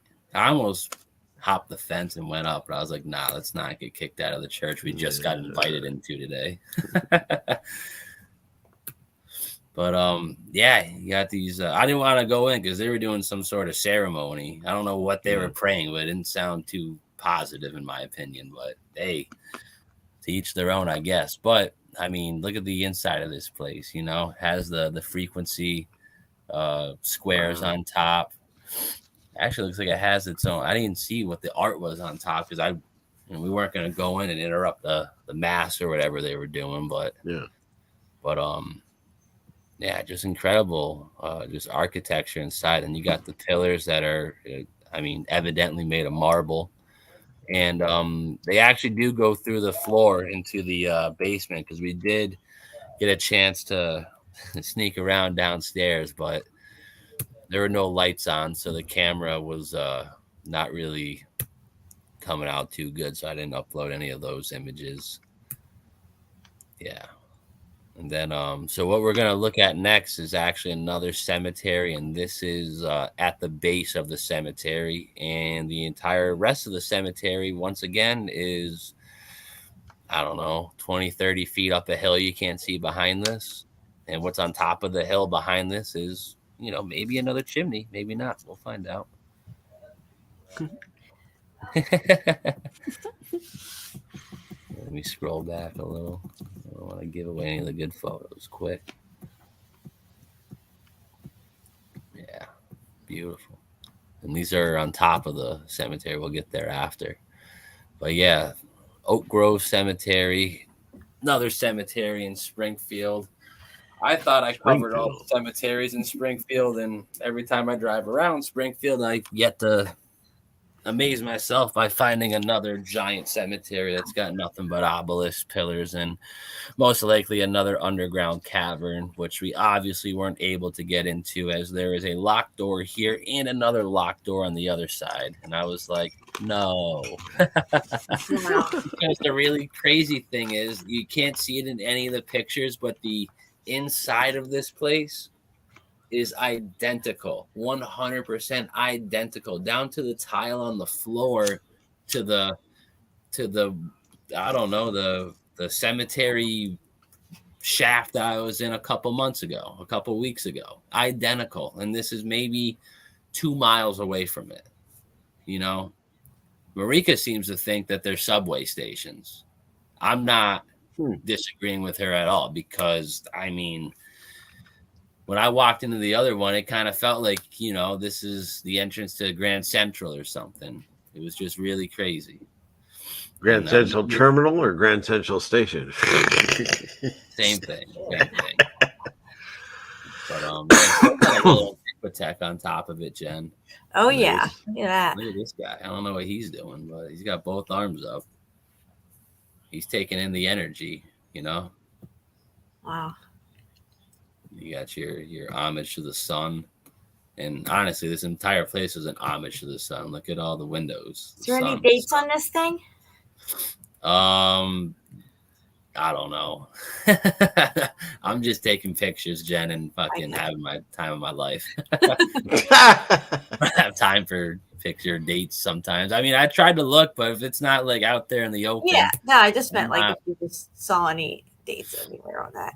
Come a little No, slack, I will you? mean most of the stuff here was from 1850, so I assume this is. I mean, I assume this was all made during the days of Adam. So Those columns remind me of like the Crowley Lake columns. yeah, right. Yeah. Oh, Hey, Mary. there, bingo. Little Someone photo want to of play the chess? Exactly. Gotta This is have the the inside of the checkerboard little, tour. little space that's in here. But what's inside of here, which you guys really can't see, well, you kind of can. Look at the fucking dude. Look at the goddamn bricks on top. Look at the little light shaft. Look at the room over here. Look at the room over there. Literally identical to the video that I took inside of the. Yes. Yeah, nearly identical. It's a replica. It's literally the same thing. Can I ask, why is there 2 blocks on little trolley carts? That was our question. We have no idea. What the heck is going on? When I see the tour guide, I'll ask him. Like to show us how they built it or something. That's what I thought it was donkeys, but apparently they had little carts with wheels. Look at that. Look at the bricks. It does look like a subway terminal, though. Yeah. That's the vibe. Like you say, you got your nice checkerboard, your duality board. That means this was built upon the knowledge of good and evil, the black and the white. It's not just duality. It's building something with the knowledge of good and evil. And you're not going to get anything good out of that, unfortunately. Or fortunately, if you're on our side of the coin. Correct. Makes it easy to identify them better. Yeah, look at the bricks in there. Wow. Literally like the underground tunnel I was in. Agreed. And me and Marika were like, what in the we're like, how is there another one of these? Like, that was what was blowing us away. And then we go outside of it, right? And we're going up the side of it. Random, it's not a 2x4, it's made of stone, just sticking right out of the side of it, right out of the side of the dirt. Yeah, there's another column that connects to it over here, connected to the structure itself. Huh. Yeah. Oh, anyway. You have a new notification. Yeah, it's beautiful.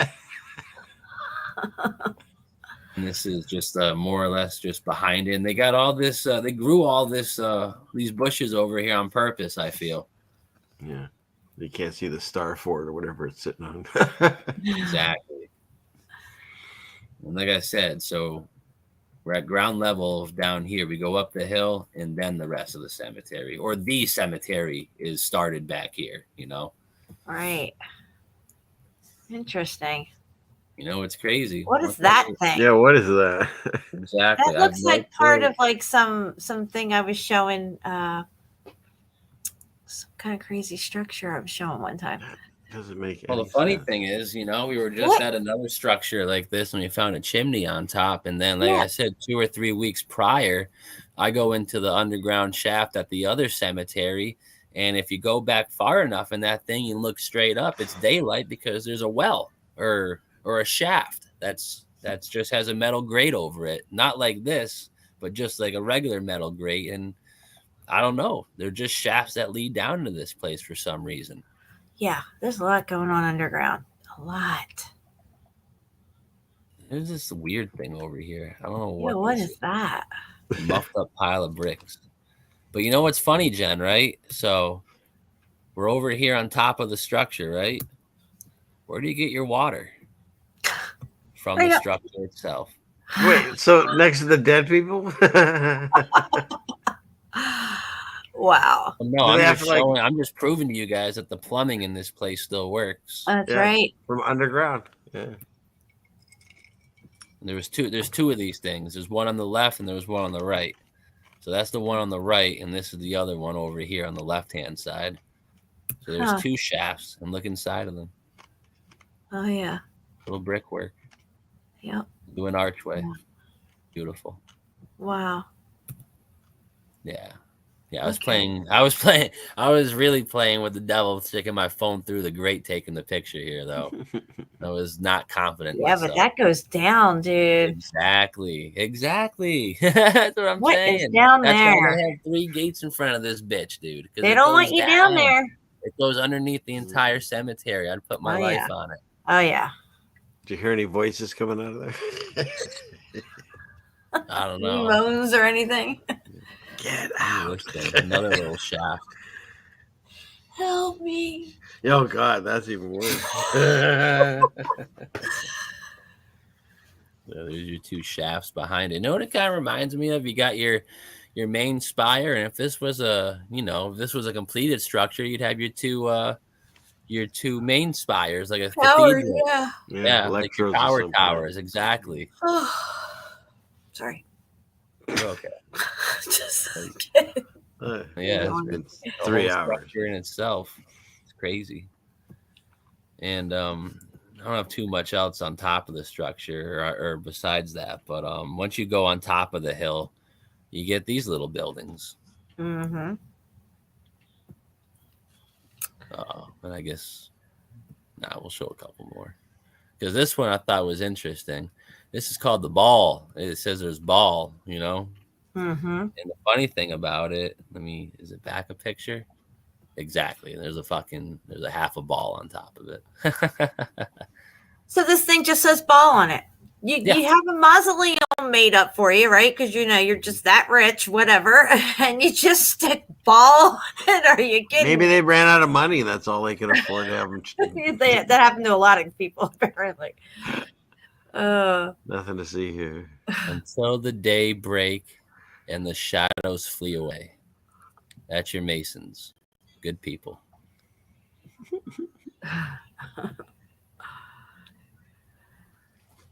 Oh. Yeah, and it was funny. I the first name I found was Richardson, and then the second one I found was Stevenson. I don't know That's if funny. I took a picture of it. That is funny. No, hey, that's wrong. Doolittle. That's changed. Oh my gosh. Yeah, Dr. Doolittle only has one O now. Oh, they all got the same kind of thing going on. And they got a bunch of little memos on here. Yeah, but that's pretty much all I got for the cemeteries, I think. So that was cool. I got to finally show those. Let me X those out. So I think the mausoleum's not a mausoleum. It was there. Yeah. Right. And they put this stuff around it, and I don't know if they put ball on there or not, but it's clearly it was there before. And, things are covered up. They know what's down there. And I don't know how they're utilizing what's down there. They've repurposed it or something, but yeah, it's crazy. It's madness. That was really good. That was excellent. I think I'm gonna spin out. You're gonna head out. That's okay. Yeah. We've been going You're for gonna 3 pull up hours out of and here? 42 minutes. Yeah. Not a suspect time for you to leave at all. Not suspect. Been live for 3 hours and 22 minutes. Yeah. What a better But time for Ceiling Fan to leave. I probably have to get something to eat and see what's going on downstairs and all kinds of stuff. But man, it's a pleasure. I love hanging out with you too and everybody in the chat. So thanks for having me again. Yeah. And love you, Wouldn't have man. been a better time without you, man. Thanks for coming. Right. So I'll see you around the playground. I'll keep listening.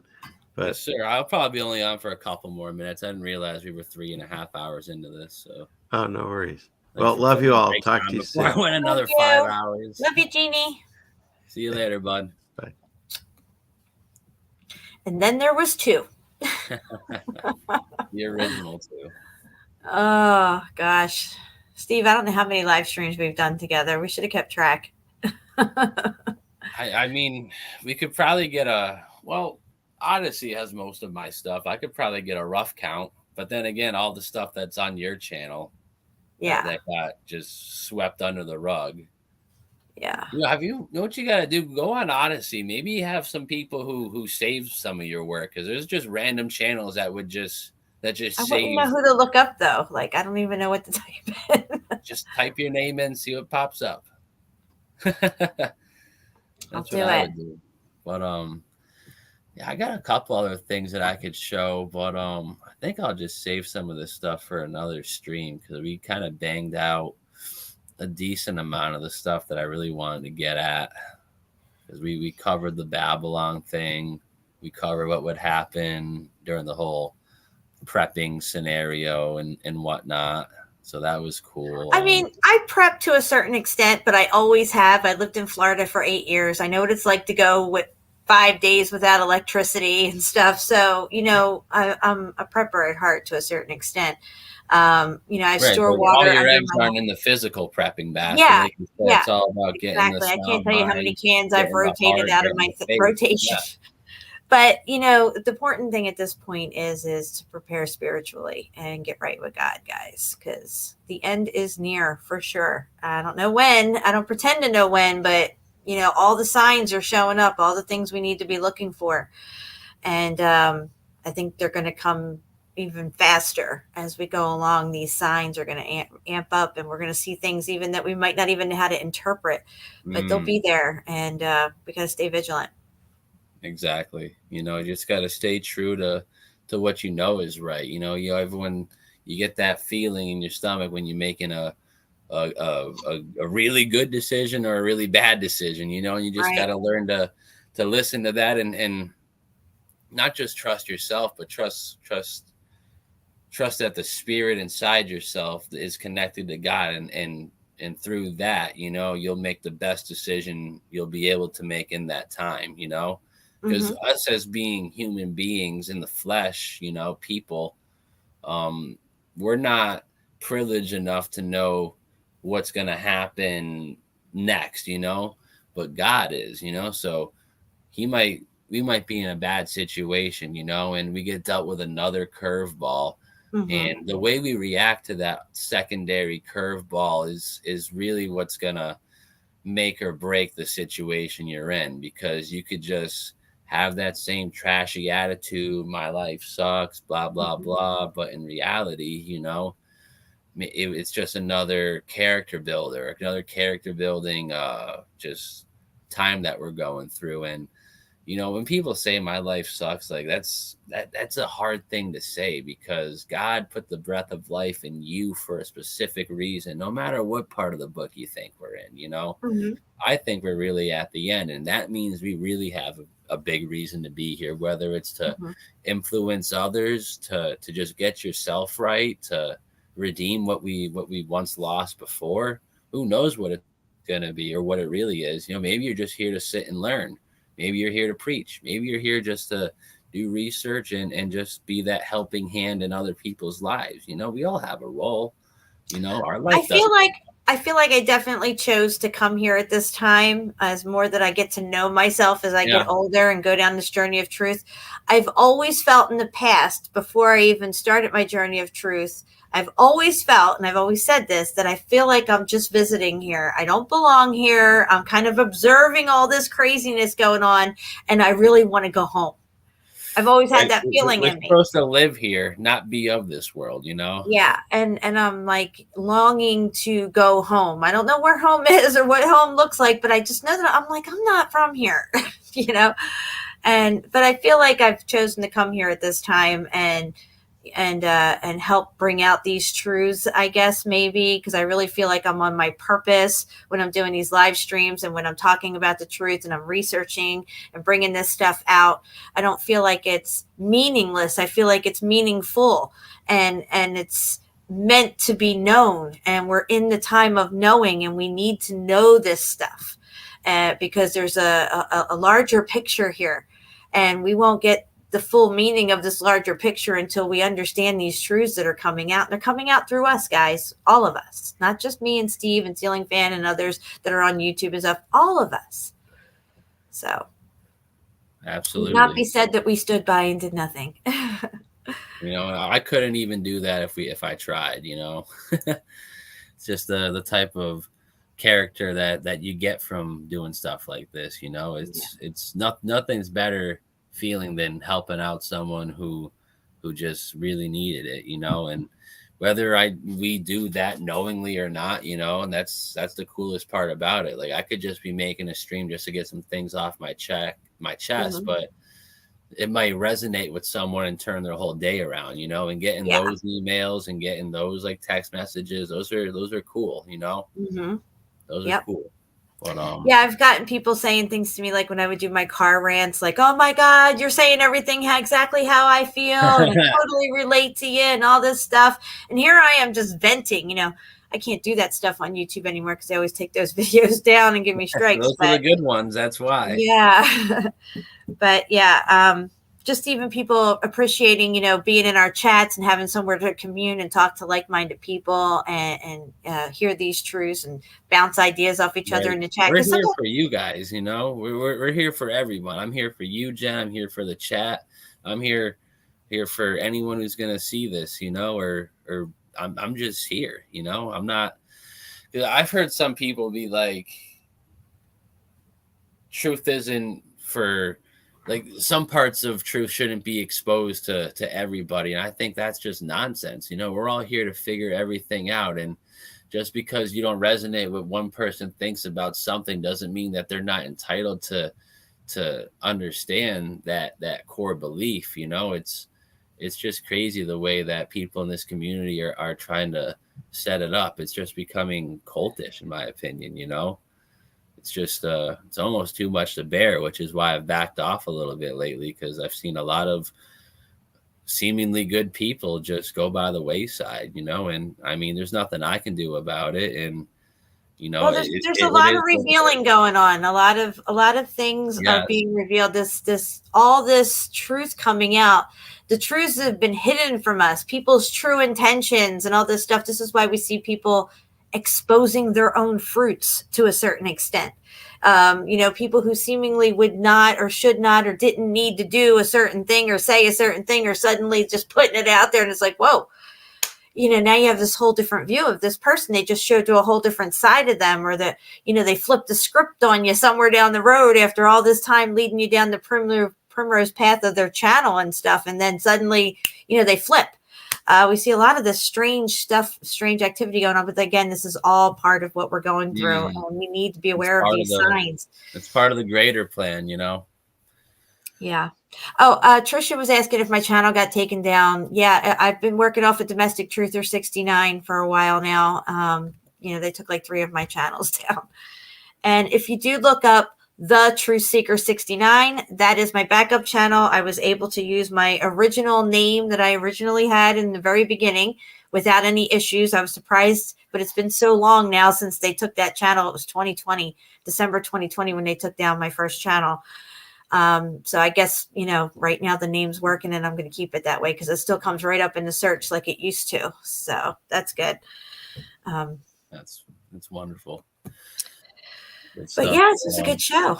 Oh yeah, I was gonna say, I think on this note, I think we're probably just gonna wrap it up, give some closing thoughts, and get out of here. But what do you got coming up, Jen? You have anything big on the agenda? You just laying back in the streams as they come?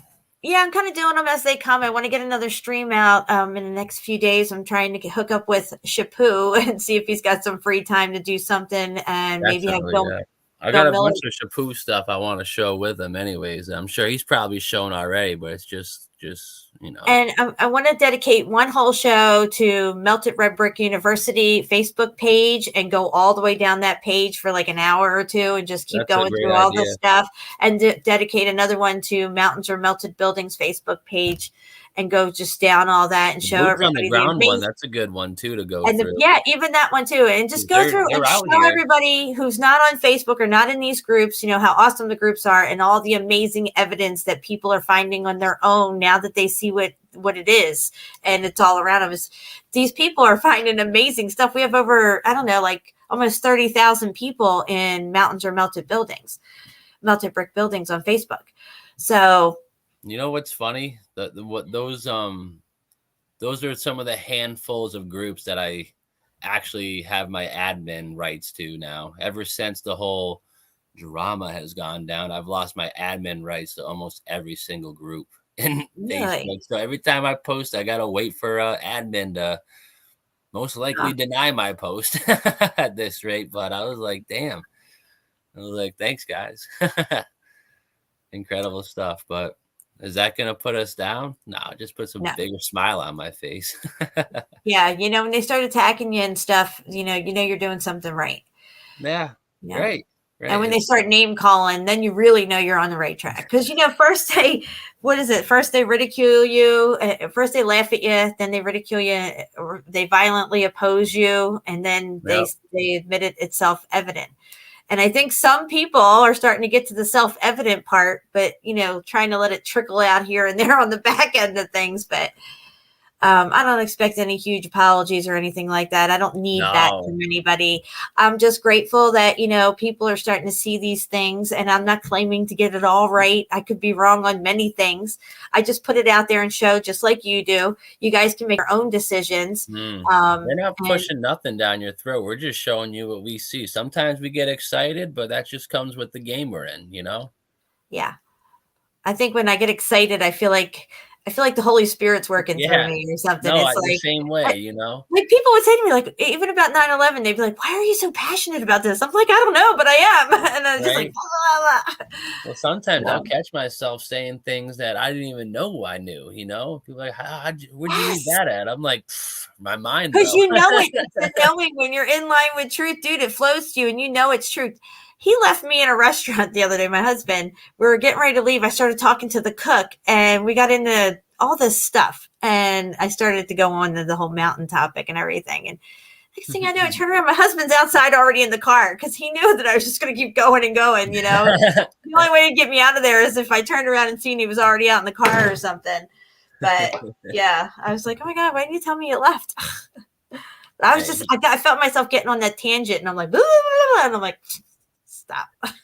Back it up a little. Calm down. Hey, it's exciting stuff, I mean, I drive around a graveyard half the time. I'm jamming on the brakes and putting throwing down a pin on my phone on the Apple Maps. I'm like, I'll be back. I'll be back for sure. Like before we knew this stuff, Steve, we would have never been so excited about graveyards and mountains and stuff. Now look at us. Right. It's like 10 years ago, I'd be going to a graveyard to get ghost paranormal evidence. Now I'm going to get building evidence, architecture. It's incredible. It is pretty incredible. Right. What a journey we've been on. I'm glad it's brought us here. And I'm sure there's going to be, many more streams and much more evidence to find, Yeah. But I'll be doing a show within the next few days. I want to get another live stream, even if it's by myself, but I'm definitely going to go over all the evidences on those Facebook pages and give everybody shout outs, Eagle Eye Crew and everybody. And share the love. Give me a buzz when you do that. I'll try to make some time, come in for maybe, if I'm busy, I can come in for maybe a quick hour or something. But if not, I'd love to give some shout outs on the pages. Yeah, absolutely. Well, thanks for having me. I had a good time.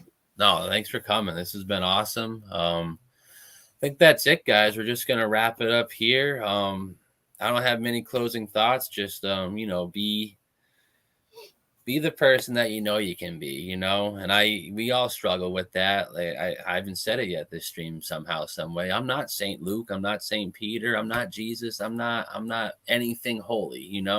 I'm just a man that's trying to figure it out. And I think the solution is the Holy Bible and the Holy Spirit, Jesus Christ. It's the only way to get through this, That's Amen. The only way. And if you think otherwise, I'm not hating you. I just think that, give it a shot. What do you got to lose? A little bit of faith, we all got some of that. You can dish some of that out to Jesus. I'm sure he's going to dish some blessings back your way.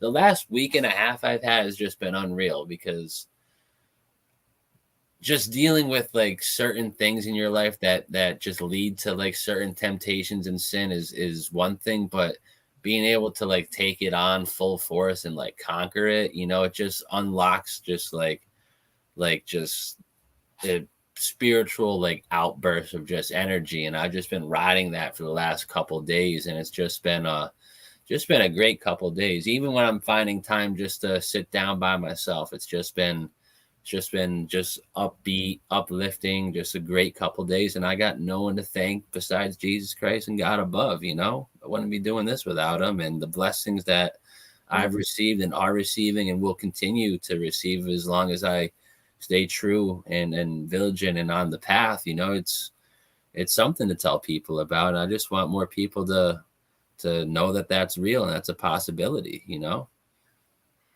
Yeah, I'm looking forward to being on the other side of the firmament. Yeah, right. I can't wait to actually get a 400,000-foot view of this place. Right? I'll be like, oh, that's what it looks like. Duh. I live there. Hey, there's That's my Alabama, way over there. Oh, it's gonna be fun. All right, guys, we're gonna get out of here. I'm not gonna do any exit song or anything. We're just gonna end it straight. So like, share, and subscribe. Jen's channel's in the chat. If you guys want to support her, that'd be beautiful. She does great work, and you guys know it. If you guys would like to make any donations to my channel, the link is there, and it's pinned a couple different places.